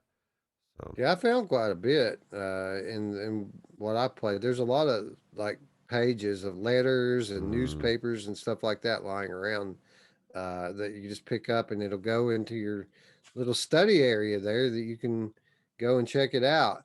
Um, the the cool thing about that is it says to me that the developer is most focused on telling a story. And as I mentioned with Caliban Below, as I mentioned with Rest, I really enjoy these dark narrative driven games. And this is just another one of them. yeah. I don't want you to get excited, but we just got in the shower with gamer tag. So just throwing that out All right, then. there. You know You who know else who likes else? to? No. My mom! Yeah, she's making it. All right. Yeah, Gamertech says, has Wes started talking about Wraith yet? I bet he'll love that. Dude, I started talking about Wraith 8 months ago, and we cover it every few weeks, it feels like. But yes, actually, by pure chance, that happens to be the very next thing on our list, isn't it, Roots? Yep, absolutely. Perfect Yeah, transition. Wraith the Oblivion Afterlife. Now, we mentioned at the top of the show that there was a lot of game announcements today. There was one that I knew was coming, and this was it. I knew that we were going to learn a lot about Wraith the Oblivion Afterlife today, and they did not disappoint. Uh, we had about 10 minutes of new game footage that was released today from four different content creators. So, like Gamertag, Matt BMF, uh, you know, Cass and Carrie, they all had videos today playing the same level of this game.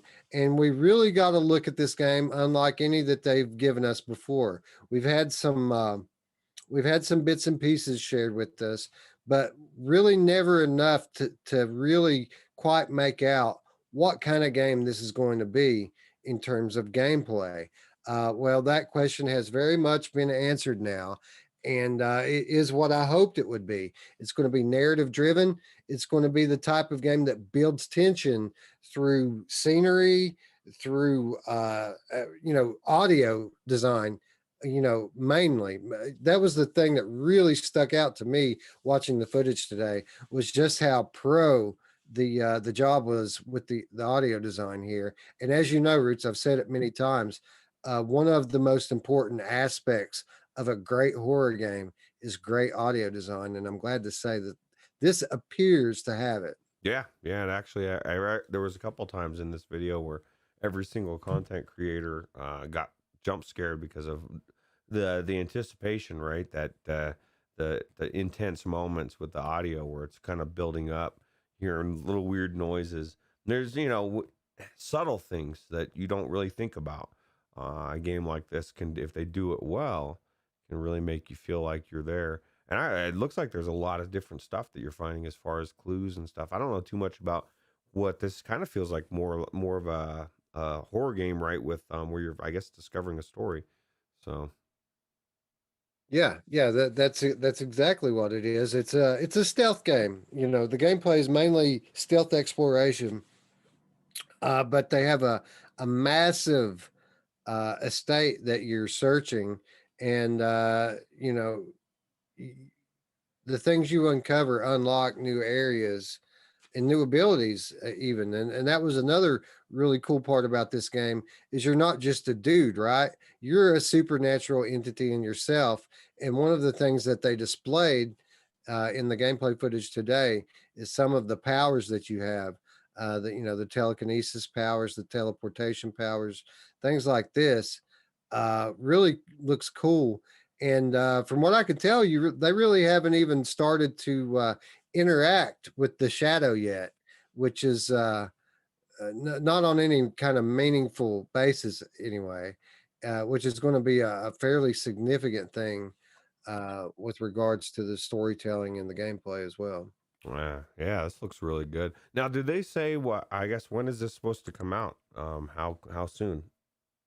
Or do they? Well, let me pull that up because it is a split release. It does not launch simultaneously on all platforms. So we're going to get this game on Oculus Quest and Oculus Rift first. April 22nd, $30. It will be coming to Steam VR a month later on May 25th, and then PSVR just sometime later this year. Okay. Well, good. Well, you don't have too much longer to wait, right? Like about a month, a little bit over a No, month. no, dude. Right. About a month, and then everybody's going to be able to get their hands on this.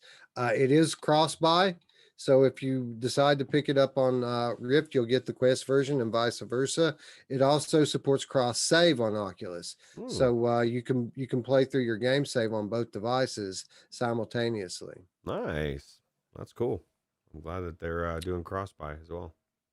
It is cool, and in addition to the new trailer that they put out, all of the new gameplay videos from our favorite content creators, this game was also announced as the very first Upload VR. What do they call their new series that they're doing? Their new monthly series.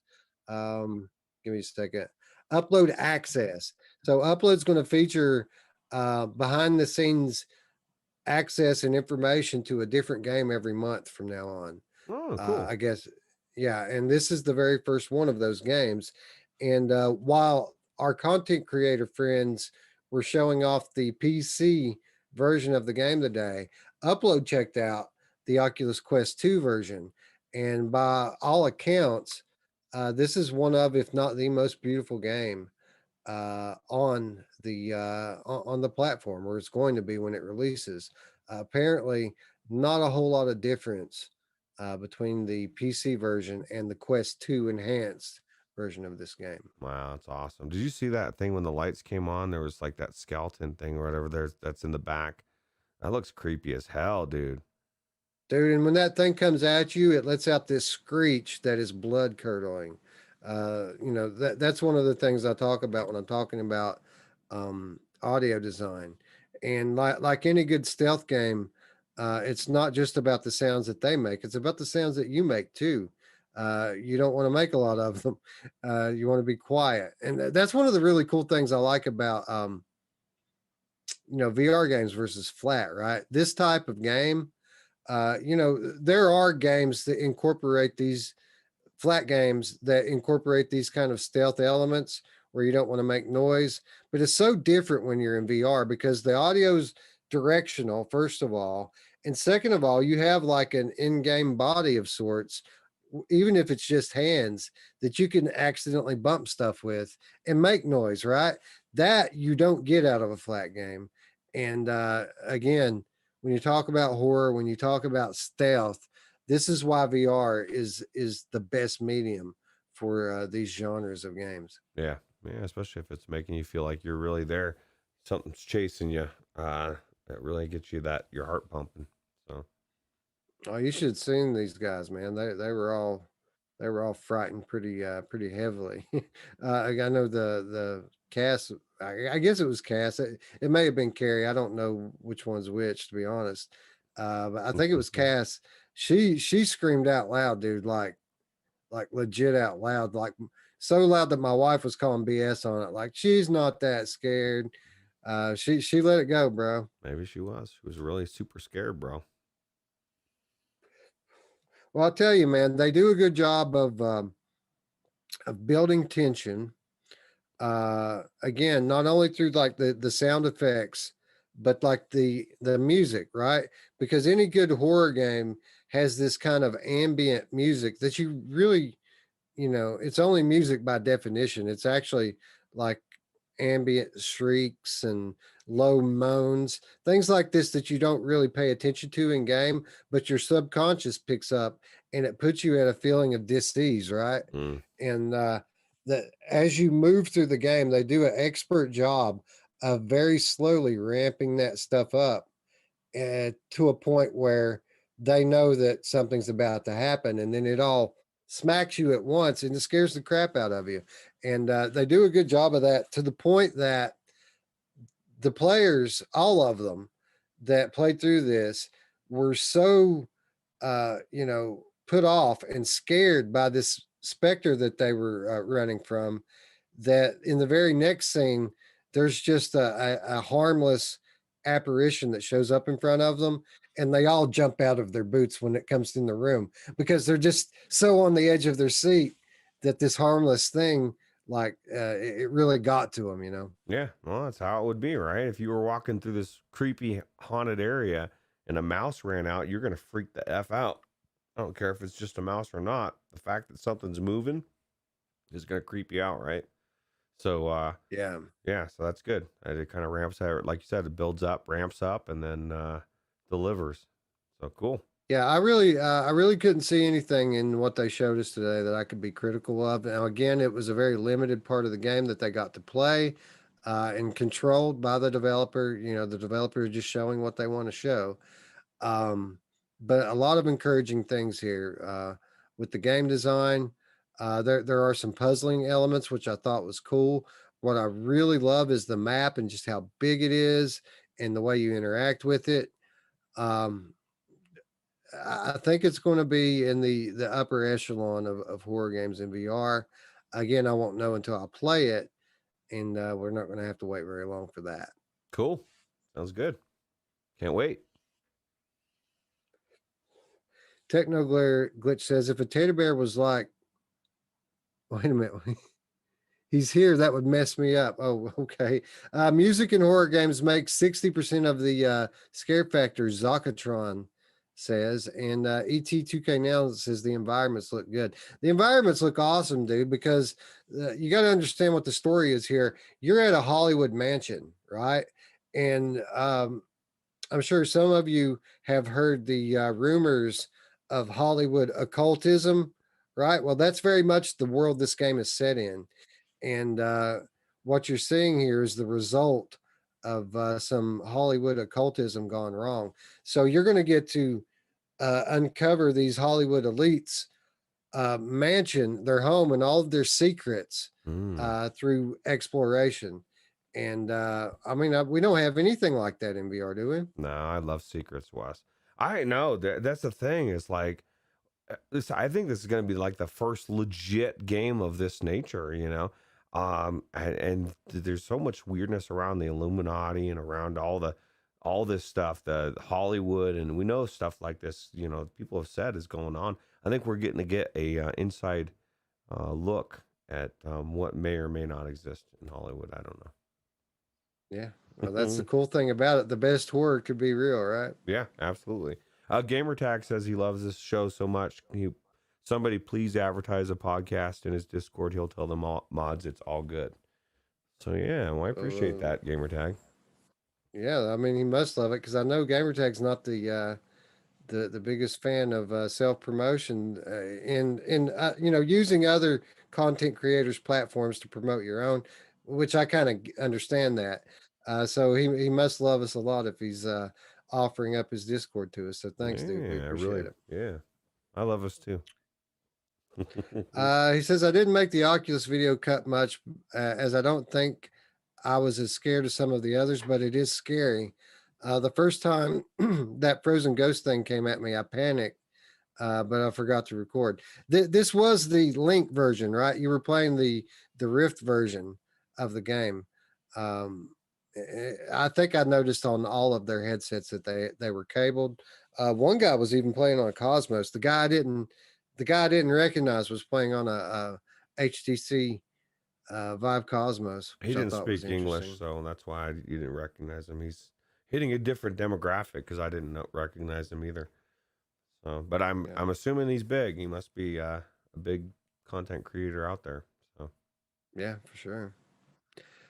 So yeah, I'm curious as to what kind of enhancements PC VR is going to have over the Quest for 2 version. Obviously, the Quest version will, by necessity, be watered down a little bit.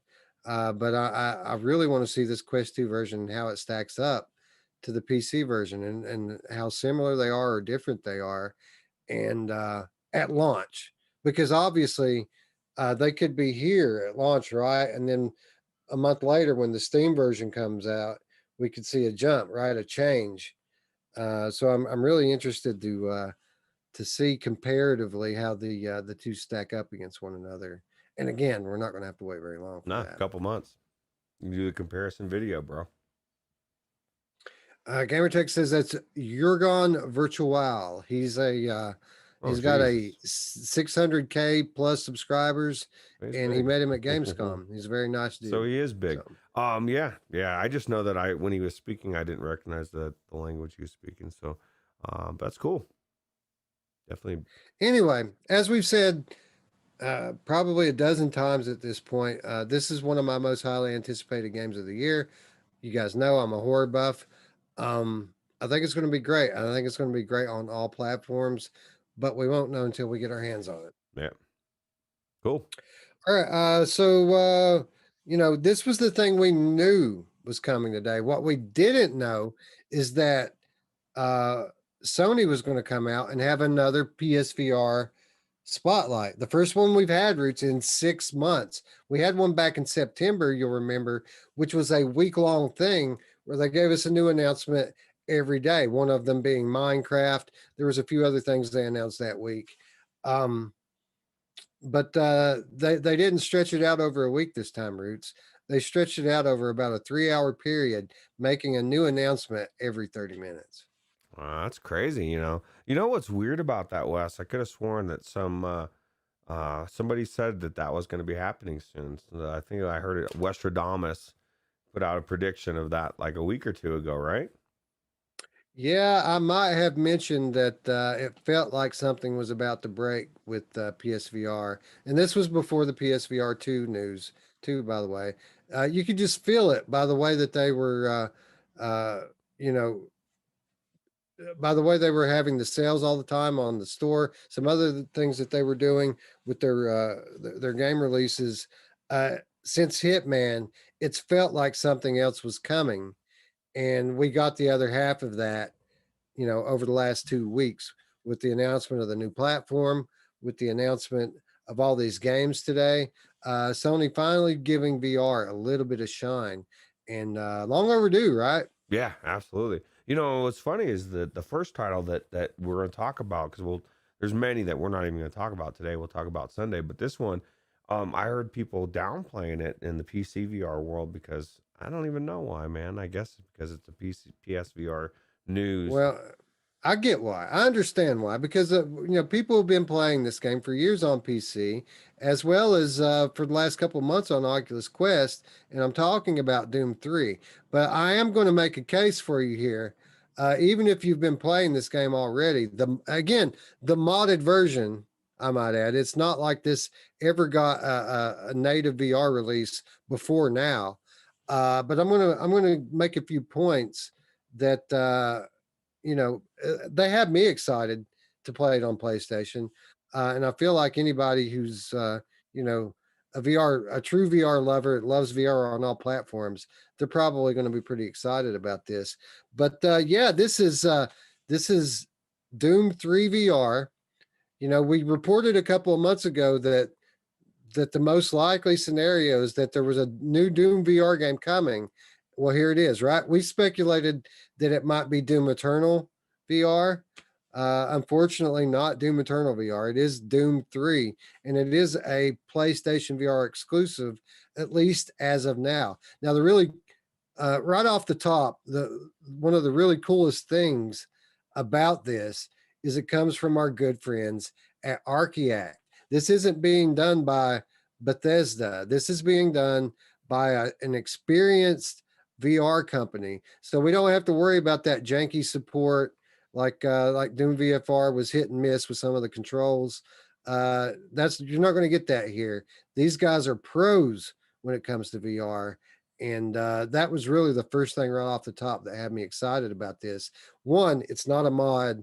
It's built from the ground up for VR, and it's being done by one of the top studios in VR.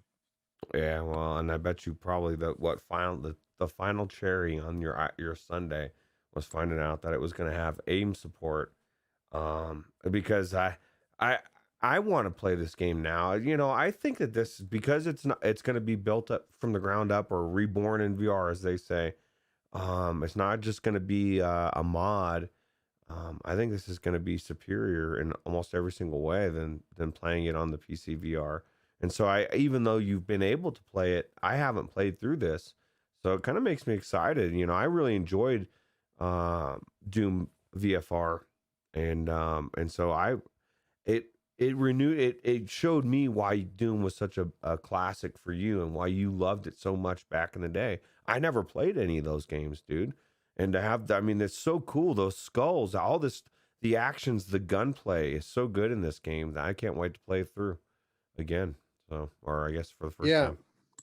Yeah, I played quite a bit of this on Quest. I have not played the BFG version on PC. Um, but yeah, man, I'm super hyped for this. I played it on Quest. I have not played through it though. I did put a few pretty good long sessions into it. I was hooked on it for about a week. It was all I played, but yeah, there's a lot to be excited about here with this. And the one thing you mentioned there is probably the very top of the list, and that is it supports the aim controller. And how many days have we spent talking about on our channel how there's not enough good games for the aim controller? Well, here's one, man. Here's one, a great game for it in Doom 3 VR. Yeah, and it's just going to be amazing. How far out is this? Did they say it's quite a ways away, or did they specify a No, time? no, couple weeks, dude. Oh my God. March 29th, this game is going to release. Wow. I'm not sure if it's going to have a PlayStation 5 enhancement patch at launch, but knowing our friends at Archiac, that will certainly be coming at some point. What we do know is, unlike the Oculus Quest version, it's not just the base game here. They've also rebuilt the DLC, all the DLC missions for it. So you will get the Resurrection of Evil as well as the Lost mission in full VR support. Over 15 hours of gameplay they're claiming here, and I'm trying to find their. They had a feature list, and okay, so here we go. New textures, new shaders, new sound effects. Again, all built up from the ground up for VR. Wow. This is so exciting, Wes, for so many different reasons. Like Gamer Tag said, that yesterday was such a big, exciting day for PlayStation VR, and a big exciting day for VR in general. Because, and I've been saying this for a while, that we're getting so close, and I think we're here to where we're going to start seeing games like this, all of our favorites that we've wanted to play in VR, just start dropping here and there, all over the place. Who knows what else is being worked on right now, getting ready to drop or dropping in the next year or so. So many different AAA titles that are coming to VR that are on the cusp, and each one of them, you know, every single one. eh, When people hear that Doom 3 is going to be in VR in its full form with all the DLC and it's going to be built from the ground up in VR, can use the aim controller, it makes that stock for, people wanting to get into VR even more. There's the Doom people out there that love Doom so much their whole life that the thought of it being in the game, in the world, in a AAA title that's actually built from the ground up without the jank, it's going to draw them in, and it's just going to chain react one game after the next, and it's just exciting to me. Yeah, dude. And you know, the cool thing is that since the announcement last week, the profile for the PlayStation VR has already, you know, resurrected from the dead. You know, what it was a couple months ago. We're seeing people now in our community even that are buying PlayStation VR for the first time, or looking to, or thinking about it. And that just wasn't the case a few weeks Hmm. ago. Now you've got these announcements of all these new games, and might I add, you know, I think it's worth saying that today wasn't all about PlayStation VR. There was so many announcements for Oculus Quest, for PC VR, stuff that we're not really going to get into until the Sunday show. But you know, you guys are going to want to tune in on Sunday because it's going to be a really good one. There was a lot of announcements today. Probably something close to like 15 different games gave us news today. Ah, it's crazy because we've been sitting on our hands for so long. In so many respects, kind of waiting for this shoe to drop, right? And now it's finally done, especially with for PlayStation VR. But like you said, not only for PlayStation, but this is exactly what in regards to PlayStation VR. This is exactly what we've been saying about how it's going to be good for VR overall, and how there is going to be created a a desire to have a PlayStation VR. There's going to be games you can't play unless you have PlayStation VR.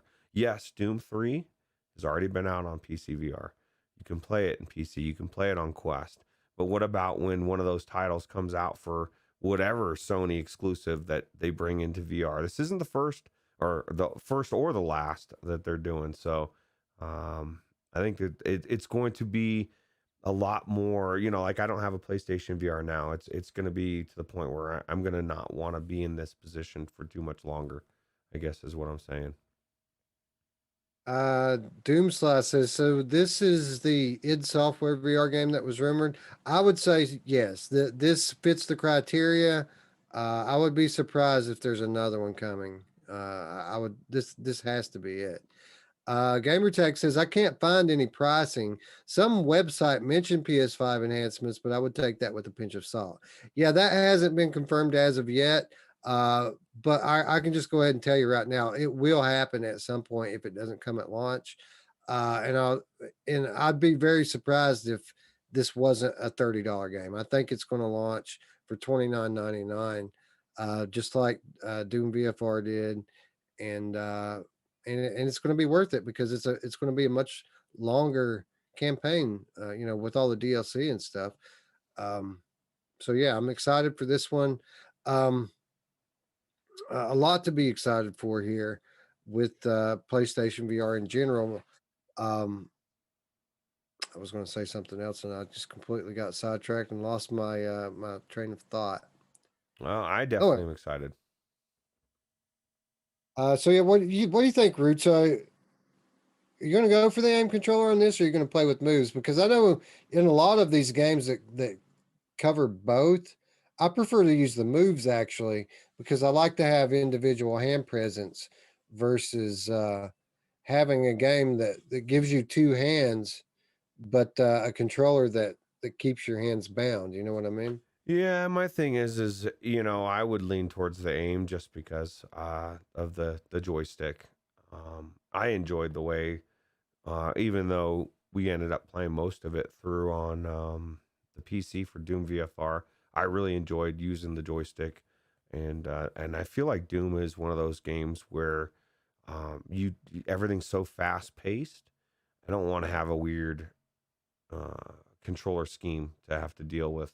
I'm not as schooled as you are with the Move controllers and all of that. So Well, one of the good things though about Doom 3, or some people might argue that it's one of the bad things about it, is that it's not a traditional Doom game in that sense. It's a lot slower hmm, paced than your normal Doom chaos.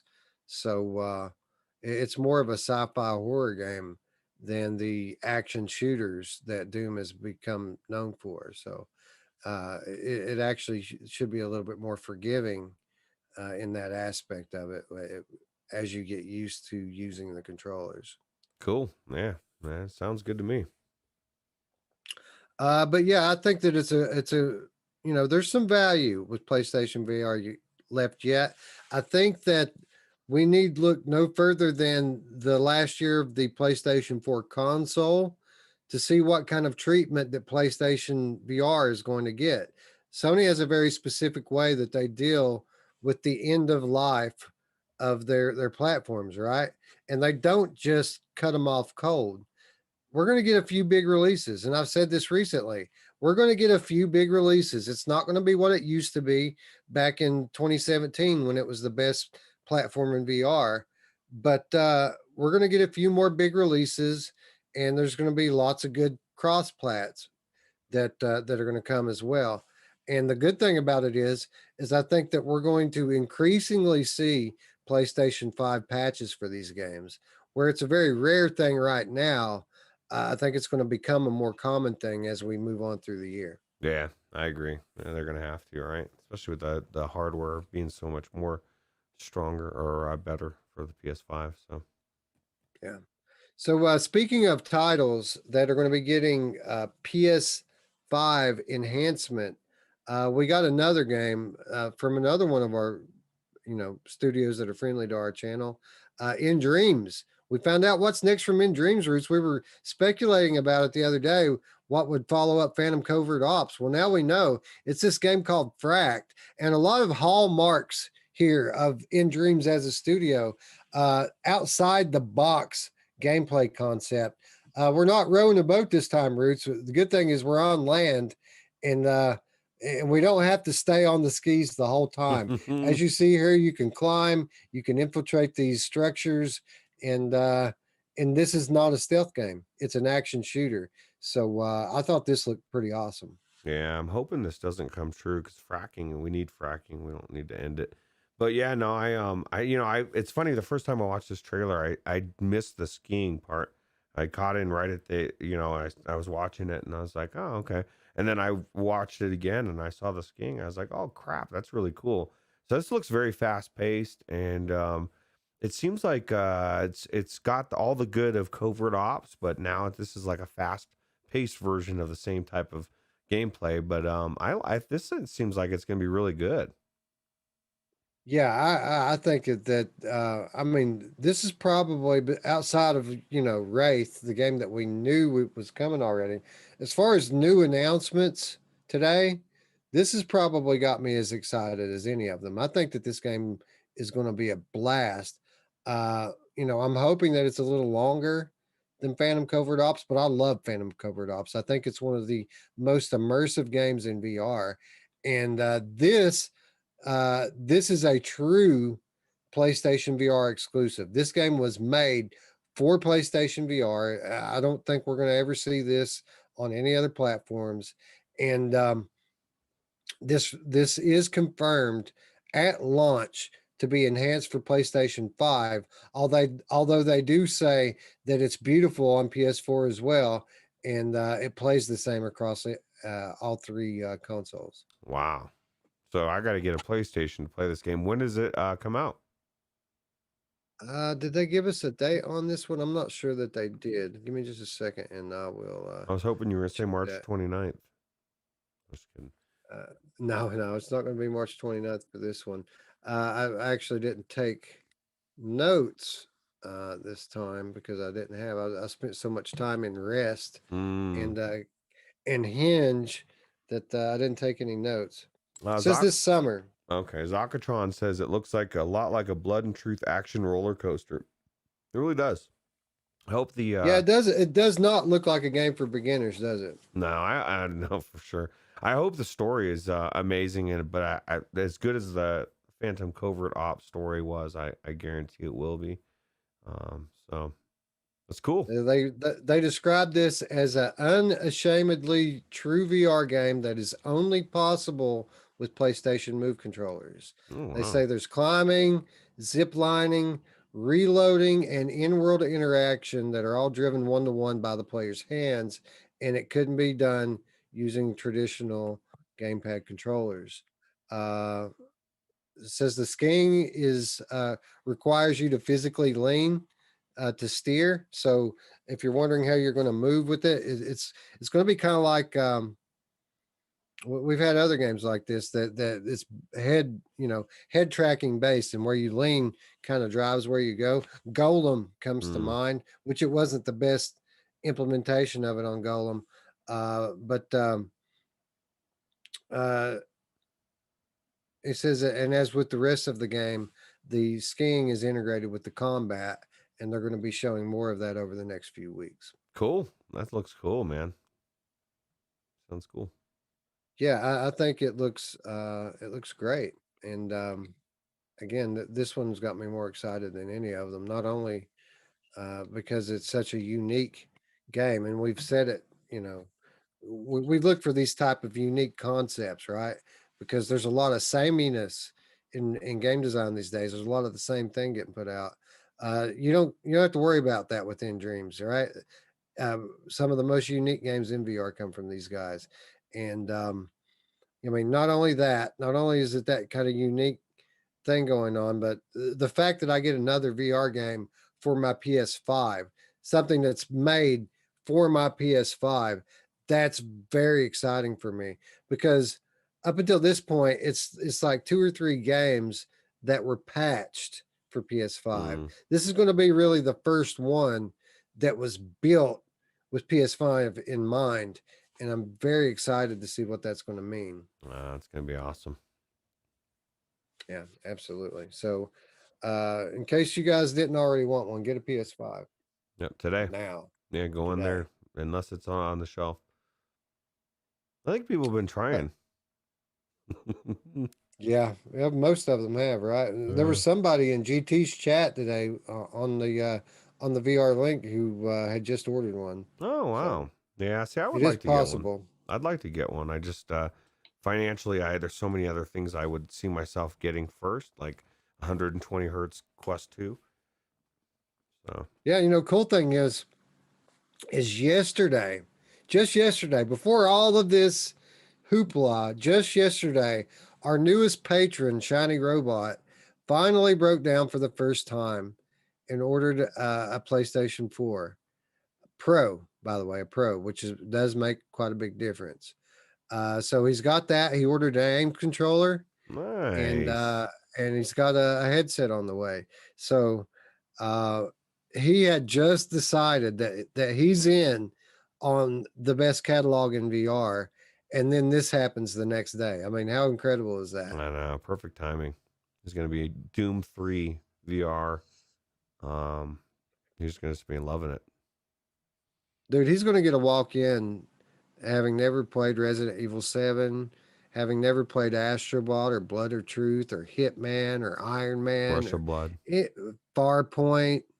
I mean, this guy, I mean, I'm envious of him, really, to be honest, because I remember what my first time with these games was like. And he's going into it with proper expectations. He knows that technically the hardware is limited, but the games, he knows what to expect from the games too, and that's why he's doing it. Yeah, exciting. Yep. Uh, so how many more did we had one or One two more. more we were going to talk about? One more. All right. So again, the majority of the day's announcements we're going to talk about on Sunday, and we had release dates for a lot of games that we already knew were coming. Games like Luna, games like Flow Weaver that gave us release dates. We've got news about Immortal Legacy. I mean, we've got a lot of stuff. Farpoint devs making waves. We got a lot of stuff to talk about other than these PSVR announced titles. But this last one here is already confirmed to be cross-platform. It's not a PlayStation VR exclusive. This game coming to Oculus as well. And I've always got to look it up because I always keep getting the name backwards. Song in the Smoke. Song in the Smoke. See, I always want to say this like Smoke in the Song. They need to change the name. But I mean, a game called Song in the Smoke could quite literally be a game about my early 20s. But that's a different story. Different song and a different smoke. Yeah, different smoke and a completely different song. But you know, I got to be honest. I wasn't amazed. I'm sorry, just a second. Well, I wasn't amazed with the beginning of the trailer because I see survival elements and I kind of just naturally pull back from it. Like I don't want to play the forest again. But then I see this part of the trailer and I see supernatural things going down and story elements at play. And now this thing looks really cool. Now I see something here that might make it worth my time to go in and grind a little bit. Ruuts, what did you think about this one? Yeah, I was kind of thinking the same thing, you know, like at first I thought, okay, it looks kind of cool, you know, you're hunting, you know, it's like a Far Cry-esque, but not, you know, in VR, you know, not as good, but still cool. And I thought that like prehistoric looking bird was pretty cool. The animals is what really shines in this thing. The animals, the lions, the tigers, it kind of feels like you're in the Jungle Book almost, as far as like a lot of these animals and stuff. And if you have the right story, the right gameplay pulling you along with this, I think it's going to be an amazing game. But I was exactly at first initially put off a little bit because I'm not a big fan of the forest. I mean, it was cool. I loved stealing your food when you were starving. But other than that, you know, it's very grindy. And, you know, I'm not a big Rust person. I'm not a big, you know, I want to spend 40 hours trying to build my habitat and all this stuff. But it definitely looks really intriguing to me. And you said this is not a PlayStation exclusive, correct? No, this is coming to Oculus as well. And, you know, this is a single player story driven game. And I think that's the big distinction that we need to make here is that this is not the forest, even though it does share a similar scene and a few similar gameplay mechanics. This is going to be a very different game, and for that reason, I'm interested to check it out. I think that the art style and soundtrack, the production on that level seems really artistic and cool. And you know, I appreciate these types of things in VR games as well. Yeah. What do you think about getting meat and cooking it to eat? Uh, as long as it's not like, damn, I'm thirsty, you know, in moderation, it's fine. I don't want half of my time to be spent survival, Yeah. right? If you want to, you know, I like for survival elements to be in there. I like for it to be something you have to consider. I don't like for the game to be survival. Like I don't want to play No Man's Sky and go and mine and, you know, gather things that I need to live. You know, It can be I just don't want to put.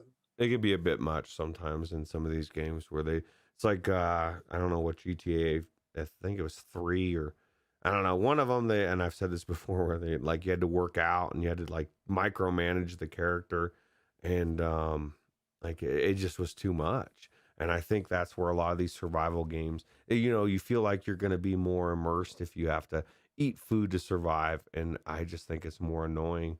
Just one more thing I have to run around and grab and try to keep myself alive. And you know, I And it agree. looks like the cool thing about this one is you're gonna if you pick the wrong animal, you might be haunted by the spirit of the animal. Yeah, I don't want to be haunted, West, by animal spirits. That's for damn sure. These animals look cool though, like that the artwork, and I mean they look really detailed, and I think they're gonna look really amazing in the headset. Looks like So, the Lion King, bro. yeah, Looks like the Lion King. that's what I was thinking when like the hyenas and stuff. You know, um, it's really cool. Yeah, yeah. So intrigued, you know. I'm not going to sit here and say that I'm super like excited for it, but I am intrigued and interested in it. I want to see more. So, Yeah, absolutely. Gamertag asking if we've spoken about the Climb 2. We gave it a couple minutes on Sunday, and we've spoken about it a couple of times before. It is coming tomorrow. Is it? So yeah, this game the Climb 2 comes out tomorrow. So I guess we'll learn more about that in very short order. Yep, absolutely. Yeah, no, I haven't. It hasn't been. It's not on my radar or something to rush out and get because it is climbing in VR. It's something that I would love to check out if the devs just sent us keys. But as far as rushing out to buy it, that's not on my agenda for today, anyway. Yeah, I did put in a review request because we did review the first one when it came to Quest. We did promote that. So I had an email address, but I put in a key request kind of late on this one. Mm, Like I just did it like a day or two ago. So I don't know. We probably missed the boat on this one, but you know, I'd like to try it. I'm not gonna lie. I think that the cityscapes is a cool twist on the Climb 2, and I feel like there's a lot of potential there for Vertigo that you wouldn't normally get in a scenario that you wouldn't normally be in, right? I can identify with the cityscapes. I've been in these, and I kind of feel like being high up on the side of one of these high-rise buildings would probably get me in the knees a little bit more than the Grand Canyon, which I've never been to, right? true. Yeah, true. That's a very good point. Gamertag says games need optional survival. Dude, options. Games need options, period. I mean, the more options that the devs give consumers, the better received their games are going to be. Yeah. And yeah, I absolutely agree. Games need optional survival. It should be scalable. And it's funny that you say that because what are we talking about here? We're talking about a slider, right? Hmm. There should be a survival slider that controls how much of this stuff's in the game. And I don't even remember who it was. I was reading my Twitter feed the other day, and there was some developer on there, and they were just kind of talking about the things that they hear that upset them. And one of the things that was mentioned that gets to them is, can you add a slider, bro? Can you just add a slider for that? And it's true though, right? That's what we want. We want sliders for everything. Like it's nothing for them just to go click, click. Well, there's your slider. There's a Just make lot it. more to it than that. Yeah, I just wanna be able to control it. And they're like, okay, but when you control it, this, and this problem now becomes an issue, and we gotta try. Yeah, I get it. I mean, it's just one of those things that options are always good. Sometimes you can't give people the options they want, but uh, give us the ones we just deserve. I'm just kidding. Right. Uh, Well, we paid our $5 for your game, bro, 2 years after it came out. We deserve all the options, that's right? right. That's absolutely. Uh, Techno Glitch says, I want to run for my life in After the Fall. Yeah, there was a new After the Fall trailer today, guys. It was a cinematic trailer. We didn't get any gameplay, but what we did get an idea of, and we're going to talk more about this on Sunday. This is not one of our topics today. What I got an idea of from that After the Fall trailer was the production level of the game. This game is going to be on a completely different level than Arizona Sunshine Roots. And I mean, I got to be honest, from this cinematic trailer, it looks like The zombie it's game going you've to be, wanted. it's going to look like it looks like it's going to be on a triple A level in terms of quality, right? Obviously, Vertigo Games, not a triple A developer. They're an independent developer by strict definition. But in as a quality description, this game looks like it's going to be very polished, not only from like a graphic standpoint, but like storytelling. Like there's great voice acting in this trailer, and you can tell that it's not just going to be all arcade shooting. That they are going to tell a story with it. Yeah, awesome. Well, they did with Arizona Sunshine, so I would expect them to have a good story. I'm psyched. Chris Duncan asks, "Is After the Fall only PCVR?" No, it was actually the new trailer that dropped today was part of the PlayStation VR showcase. So no, not at all. After the Fall will also be on PlayStation VR, and yeah. Just So expect it sooner on PC. PD joining the group. Good morning, PD. Thanks for stopping by, sir. Yeah, absolutely. Just Paradise Decay, I wanted to throw out there. I feel a little dirty. I haven't gotten up to the level for the Z race to try your car, but it's on my list of to dos. I got to get up to that tier to be able to race with you, bro. yeah. So hopefully PD will accept your apology for being I so hope lazy, so. Roots. Yeah. I thought if I would have gotten into it sooner, I would have, but I enjoyed my time with Gamertag so much as my co-driver, co-op, that I got to get into Paradise Decay next. Yeah. Well, I mean, you're going to unlock them all, right? Guys, like Pokemon. Our favorite content creators have become Pokemon, Roots. We got to catch them all. Yeah, absolutely. Anyway, I think we're going to wrap it up here. I mean, we could go all night with all of the stuff that got announced today, but we're already going on like 2.5 hours. I think it's a good time to wrap it up. Again, so much more we didn't talk about. We're going to talk about After the Fall on Sunday. We're going to talk about Luna. We're going to talk about Cookie Pie Roots. I got Cookie Pie news, bro. Wow. See, I didn't even hear the Cookie Pie news, so I can't wait to hear what that is. Yeah, big Cookie Pie news coming on Sunday. Again, God, man, there's just so much. I mean, we got stuff from Impulse Gear, not the announcement, but a few confirmation of things we were hoping about that. We'll get into that some more on Sunday. Well, let me ask you this as one more question before we sign off here. Um, six P six PSVR games, a part of our first spotlight in 6 months, but none of them are Farpoint 2. None of them are Resident Evil 8. Are we starting to get worried yet about Resident Evil 8? Because I know I was sure we were going to get that announcement today, and we didn't.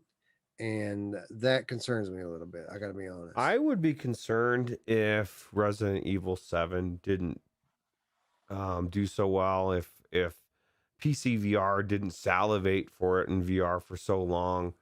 Like they know that it's an IP that everybody wants in VR. I just would be I would be shocked if it doesn't come to virtual reality. Well, that's not really my worry. My worry is that it's going to be a PSVR 2 launch title, Mm. which means 2 years after the game launches flat before we get VR in it. No, that is a possibility.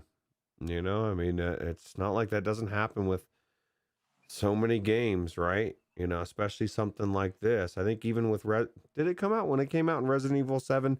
Was it on in VR immediately, or did it come out flat as well for a I while? think it was a few months, if I'm not mistaken. But again, this was when I first came to VR, Mm. so um, I could be wrong about that. But I'm thinking it was like 3 to 6 months, and then it had VR support.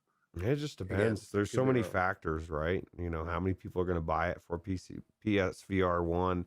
How well would it run? Is it not viable? Is it not going to run as good as they would want it to? So they figured it's better to wait. I don't know.